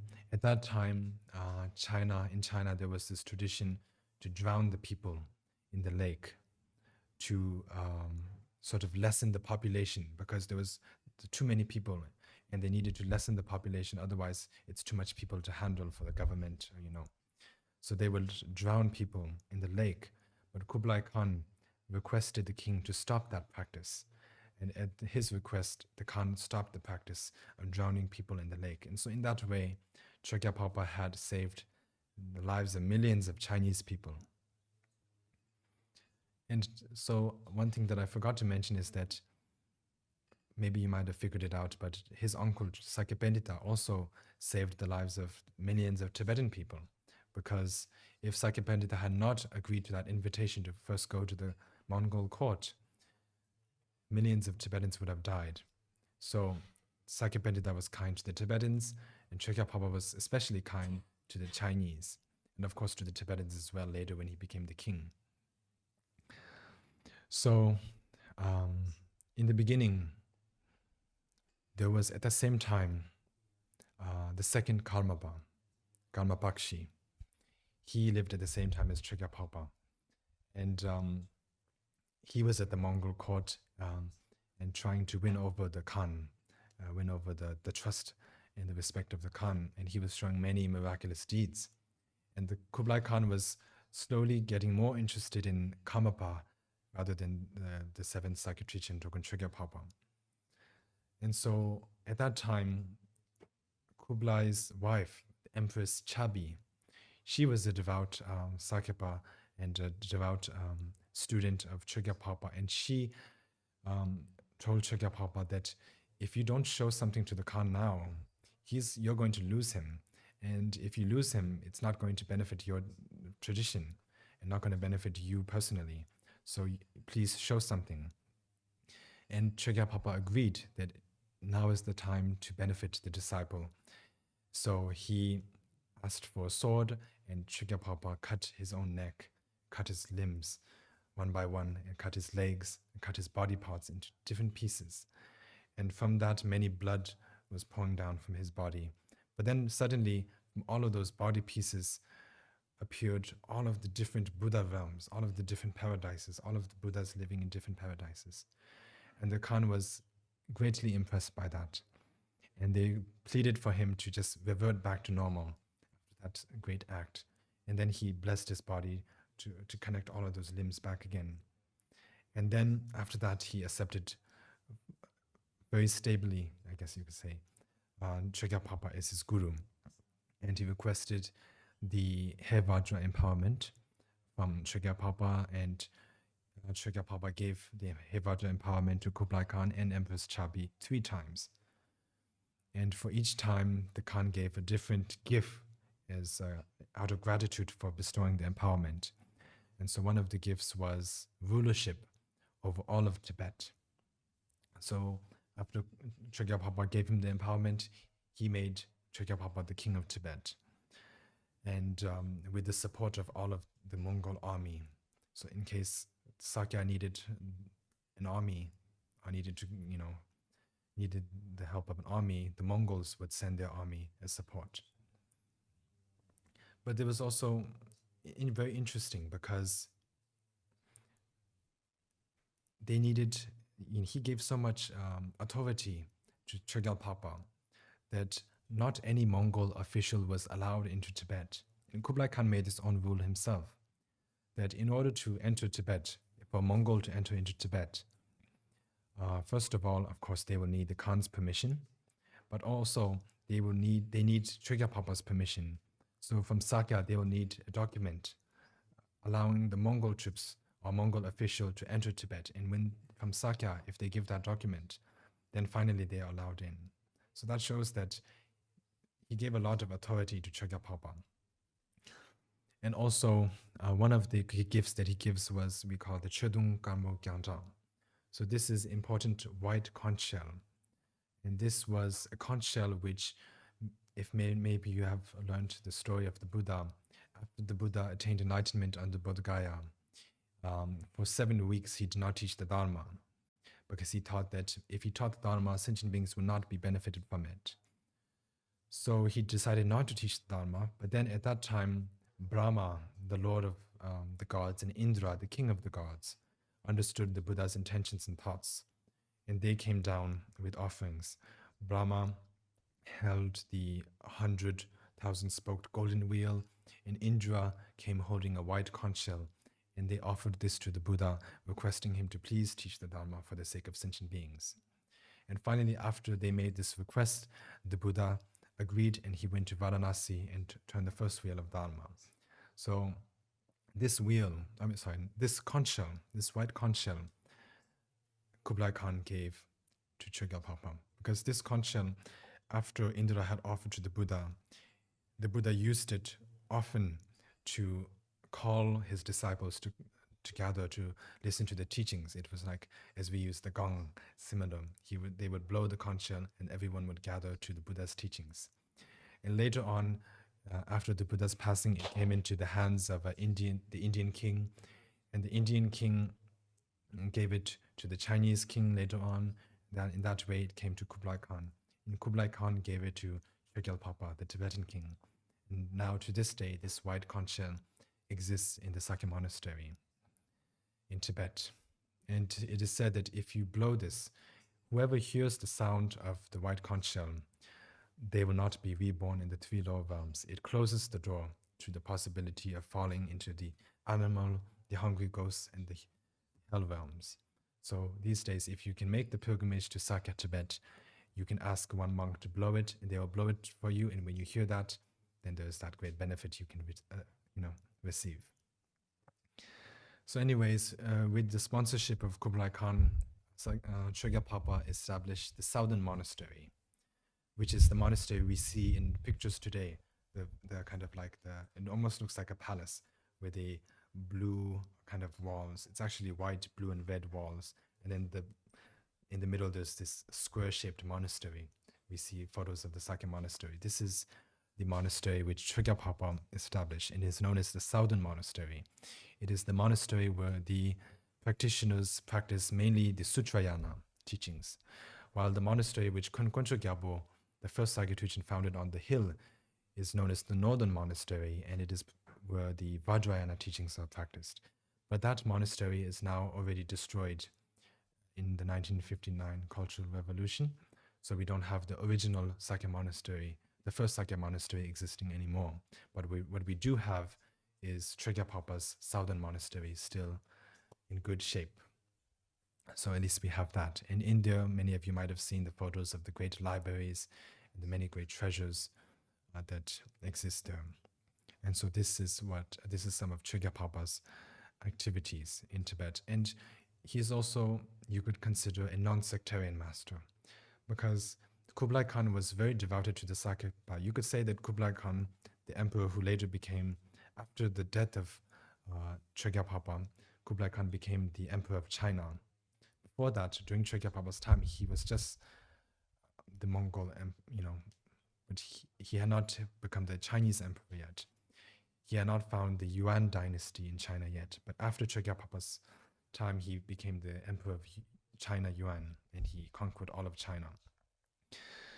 But anyways, he was a staunch Sakyapa devotee. You could call him a Sakyapa. And he said, let's make all of the Tibetan Buddhist traditions Sakyapa. Let's convert whatever there is, Nyingma, Kaikyu, all of that. Let's make it into Sakyapa and make it one tradition. But then Sugarpapa said, no, let's not do that. All of the traditions are important. All of the traditions are special. They should be left in their own place. You should let them continue in their own way as they have up until now. You should leave them in their own place and respect them as they are.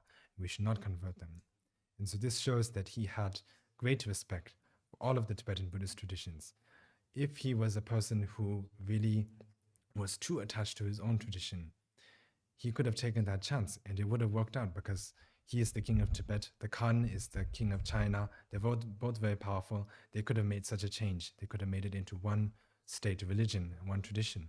But Sugarpapa did not agree to that. And you could say that it is thanks to Sugarpapa's kindness that the Nyingma, the Kaikyu traditions still exist to this day. But of course, many do not remember that kindness. But that is in the history. So this shows that he was very open as well. And so that is his account. And then following him, there was several Sakya throne holders. And then the second after that, the second throne holder coming after that. Actually, maybe it's important to mention this, that at one point, the Kun family was believed to have come to an end, because at one point the members became less and less until there was just one more master left, and that master became the teacher of the emperor. But after he had passed, everyone believed that the Kun family had come to an end. There was no more lineage left. And so this sort of was a state of panic, caused of an emergency kind of state for the Sakya tradition. And so they appointed another master outside from the Kun family as the Sakya tradition. So another master, so there's two masters in the history of the Sakya tradition. There are 42 throne holders, but two of them were not from the Kun lineage. So the second one ascended to the throne. But meanwhile, they did discover that there was one last Kun family member living in China, living in a very low profile. That's why nobody really noticed him. But later on, they found out and discovered him. and they brought him to the attention of the king. And the king placed him as his own guru and accepted him. And later on, the king commanded him to marry many wives, to have many children, so that the family line can be continued in an unbroken lineage. So the king also gave his own wife to the queen, to that Kön master. His name was Dani Chimpu Sangbopal, or you could call him Sangbopal. And he married many wives and had many children. And from that, the Kön family now broke up into 4 palaces. The Shitok Palace. So the first is the Shitok Palace. The second is the Rinchenkang Palace. The third is the Lakang Palace. And the fourth is the Tuje Palace. And from these palaces, many great masters emerged. And one of the important masters that emerged from one of these palaces was Lama Thamba Sonam Gyaltsen, the 14th Sakya tradition. So he was a very important master because he became the guru of so many important masters of other traditions, because he became the guru of Longchen Ramjampa from the Nyingma tradition, Longchen Ramjam, the omniscient Longchenpa. He also became the guru of one of the Karmapas, I believe the 4th Karmapa, Rolpe Dorje. And he became the guru of also of Gyase Ngutju Tome, the author of the 37 Practices of a Bodhisattva. He also became the guru of Je Tsongkhapa, Losang Chapa, the founder of the Gelug tradition. And of course, he became the guru of all of the members from the Kön members from 4 of the 4 palaces. So in that way, he became a very important teacher of his time and became, you could consider, one of the earliest non-sectarian masters, although he's not popularly known as a non-sectarian master. And so that is one of the masters that is worth mentioning. And the family line continued, but over the time, the first 3 palaces came to an end. The Shitok, Rinchenkang Ladang, and the Lakang Palace, their family lineage came to an end. And only the Tuje Palace was now left after many centuries. And so there was only one more family lineage left. And so they managed by themselves as one family for quite some time, but then they eventually saw the need for expanding the family, to break it up, so that just in case, the family, there's, not enough family members, there'll be more, if there's more palaces. So during the time of Dogen Wangdu Nyingbo, the great master known as Dogen Wangdu Nyingbo, he had 4 sons. So the first 2 was known as, the eldest son was Pema Dundul Wangchuk. And the second son was known as Yabje Kungarinchin. And then there were 2 other sons. So there were a total of 4. So Pema Dundul Wangchuk went on to found the Dharma Palace, the Dharma Padang, which we have right now. The members such as His Holiness the 41st, the 42nd Sakya Tenzin, and Gyana Vajra Rinpoche, they belonged to that palace. And then his younger brother, Yabje Kungarinchin, founded the Punzok Palace, which I myself belong to. So in that way, we both have one origin, which is the Tuje Palace. And the founders of both the palaces shared one father and one mother, so they were just brothers, basically. But there were also 2 other brothers, the third and the fourth. They were monks. The third brother founded a palace known as Deki Palace. And the fourth brother founded a palace known as the Dashitsek Palace. But because they were monks, they do not have descendants. So the palaces existed during their lifetime. After they passed away, the building is left, but no lineage. So that is how, anyways, the Kön family now continues to the Dharma and Punzok Palace. So this is how it is. It starts, as I mentioned, it has 3 names, the Kön family.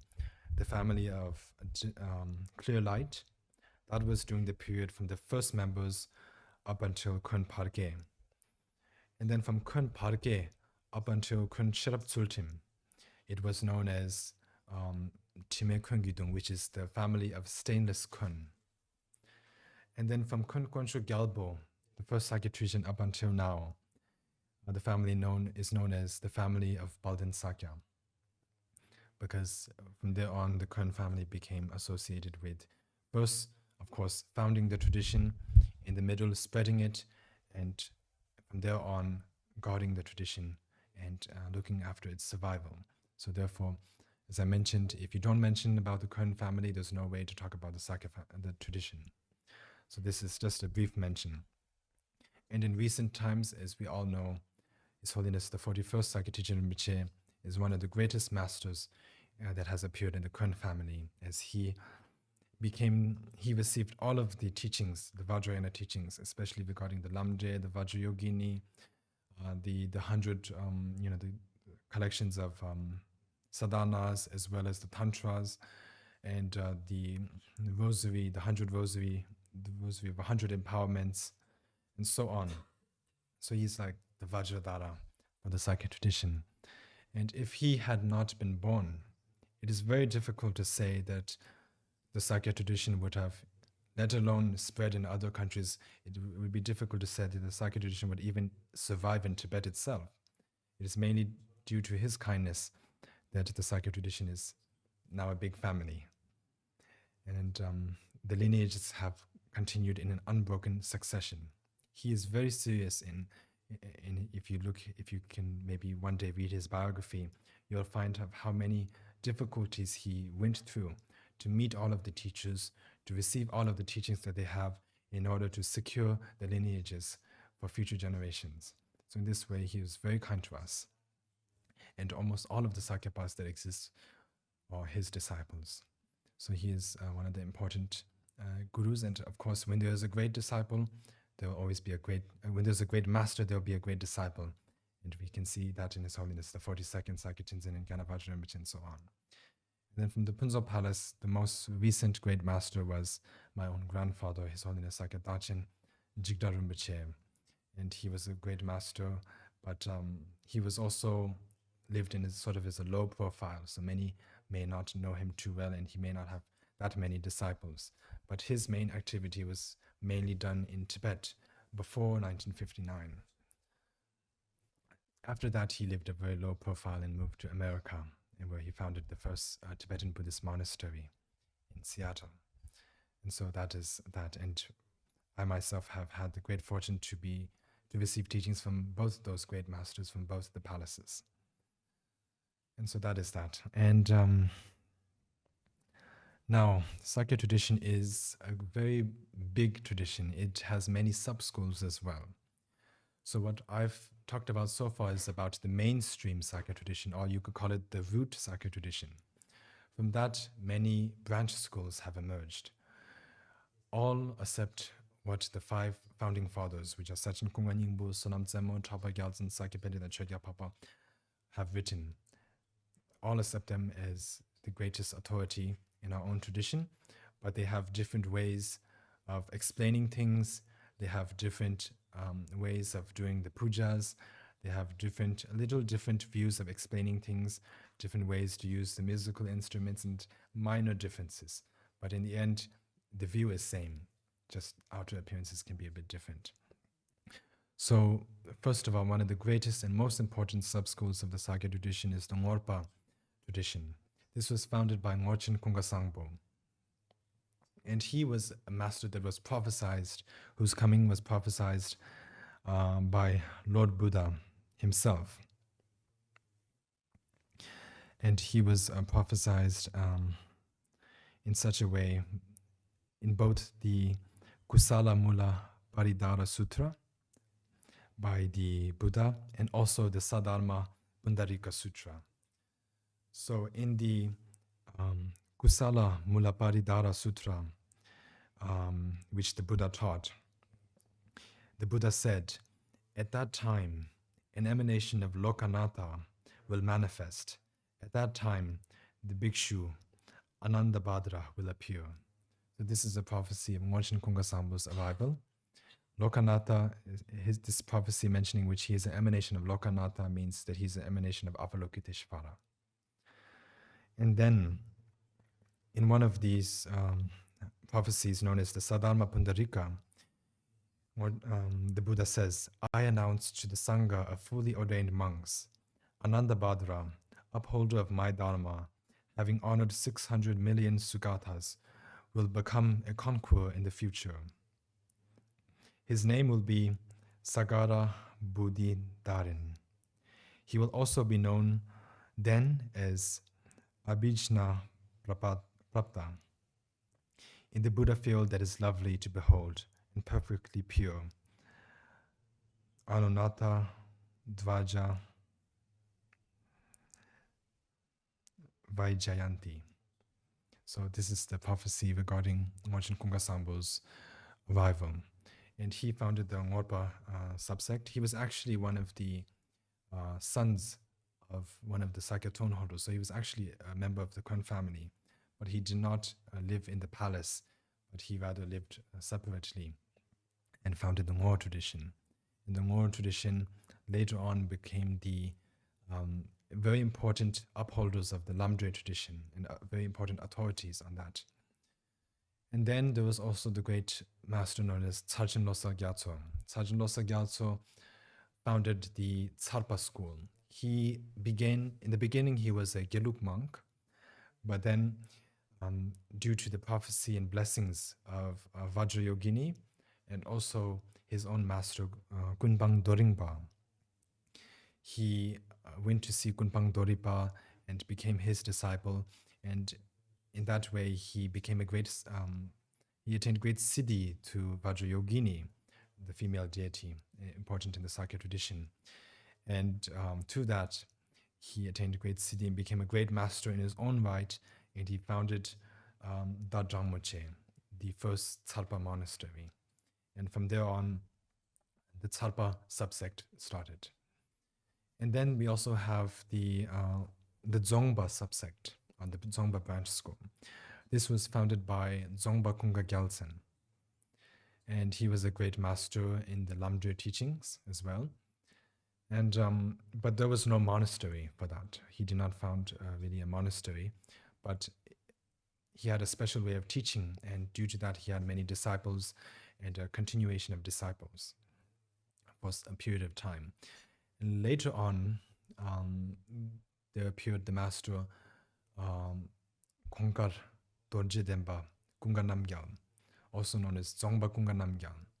These days, many confuse this, and when speaking about the origin of the Dzongpa school, they say that the Dzongpa was founded by Dzongpa Kungpa Namgyal, but that is not right. It is actually founded by Dzongpa Kungpa Gyaltsen. Actually, when you talk about the Dzongpa school, there's the earlier Dzongpa and the later Dzongpa. The earlier Dzongpa was founded by Dzongpa Kungpa Gyaltsen, and the later Dzongpa was founded by Dzongpa Kungpa Namgyal. So Dzongpa Kungpa Namgyal founded the monastery known as Kongkar Dorje Den. And that has a seat, and there is the tradition of scholars from that monastery as well.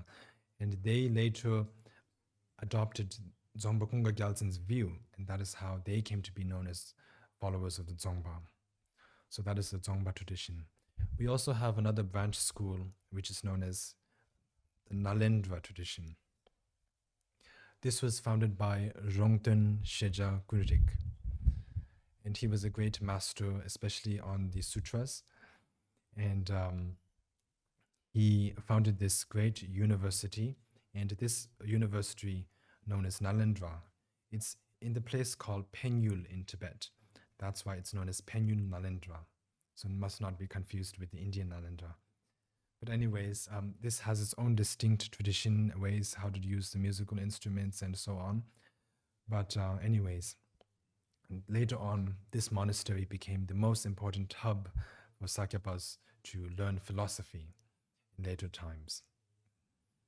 And so that is that. And then also, so those are the main, Ngorpa, Nalindra, Tsarpa, Dzongpa are the main branch schools of Sakya. In Tibet, Nalindra and Tsarpa are two different schools, but later in Nepal, they have sort of become one. So these days, we have the Choke Trichen, the two Choke Trichens and the lineage. They are originally of the Nalindra tradition, but they are now also the upholders of the Tsarpa tradition. So it's good to know that. There are also schools that have broken up from the Sakya tradition and were at one point considered branch schools, but at this point, some are now independent from the Sakya tradition, or some have become extinct. For example, there is the Shalu, or also known as the Puluk tradition. This was founded by Pudun Rinchen Drup, and he was one of the greatest historians in Tibet, one of the greatest Tibetan historians, and he founded the Shalu tradition. And so that from that there's also a lineage of scholars following him. It is known as the Puluk tradition. There's also the Podong tradition, which is one of the greatest masters from that is Podong Benchen Chole Namgyal. So that has also its own tradition.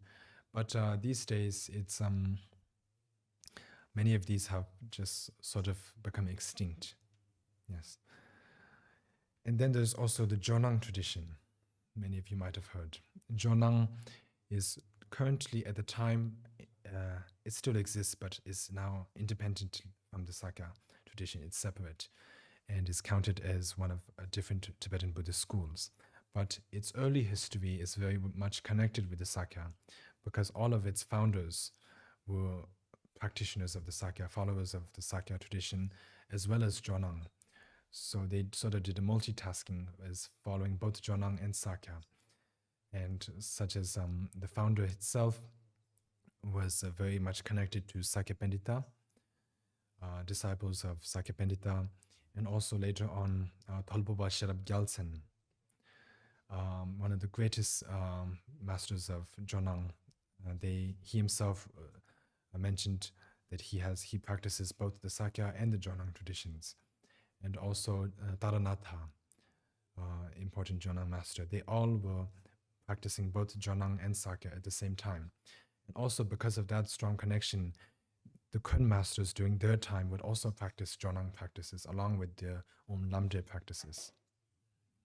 But the view of Jonang and the actual Sakya mainstream differs, because one is the emptiness of self and one is the emptiness of other. So the views differ a bit, but the practices can be done together at the same time. So those are the traditions. But so far what we do have now is the Ngorpa, of course the mainstream Sakya tradition, and then the Ngorpa, the Tsarpa, the Nalindra, and the Dzongpa. So these are the traditions.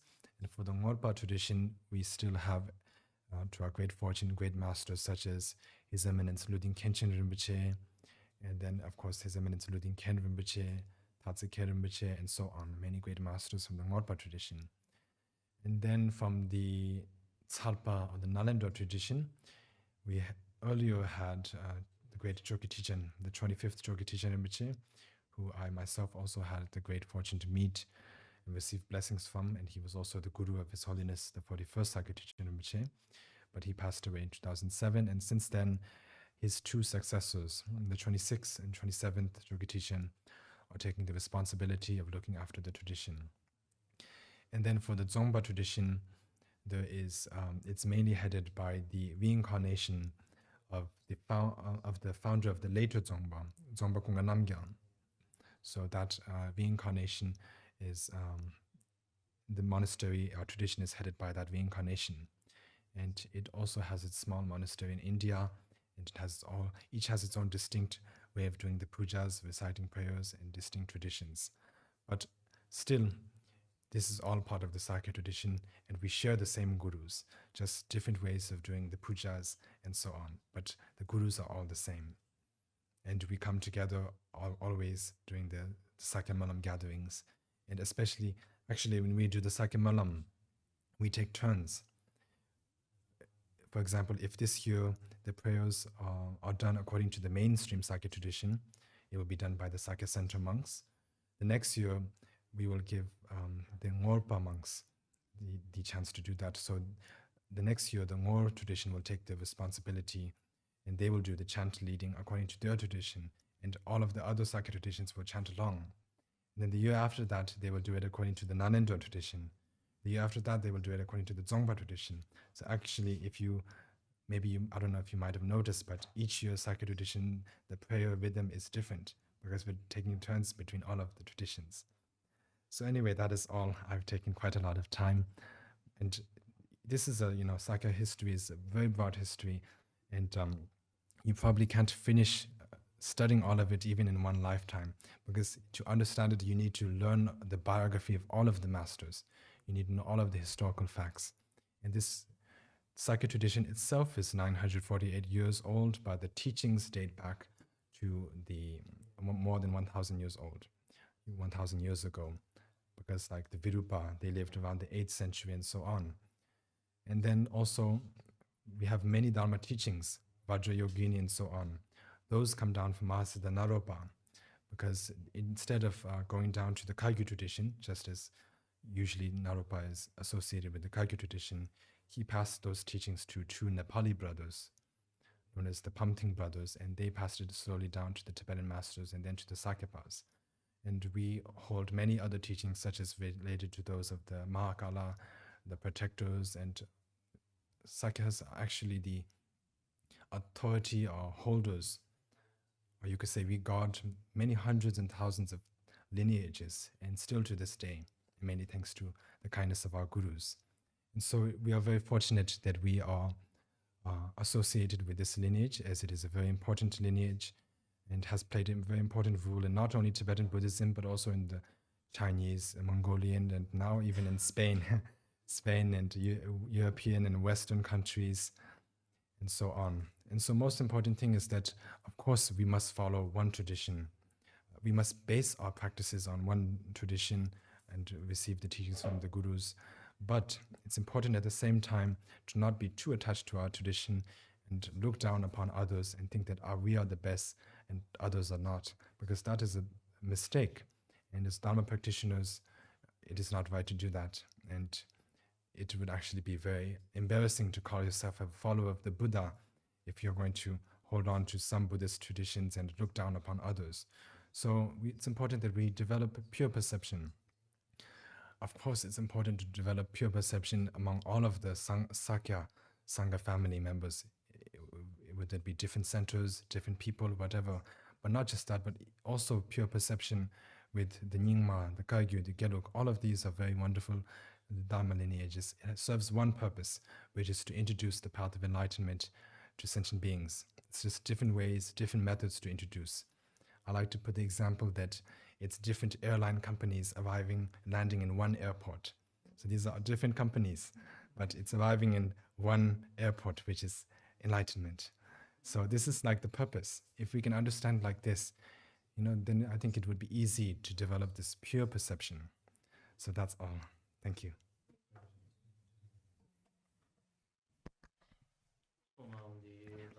Sibanye tomne nyebe dana pamjene gega nache balon chubai sibe tsole jowa sho dagi sonam te deni dege onte che sompej rinchen rima me pe no gyu Dukie de damu te zulu dan churta chube munchu luma Siyan zhuwe nyewa tsewa nam dagi tene jomgyuj Sipa tamche duyang korwa nam sana yishe dani mise Tada shira tenzin namda da yunden gyungi mise zögyuji Chombal bawe chida kemba da gundu sambo teya teshinde teda kungi jesu dalush gewa dida tamche rabdu dusun shebe gawa tamche ge mowa ganga chodu ngaba de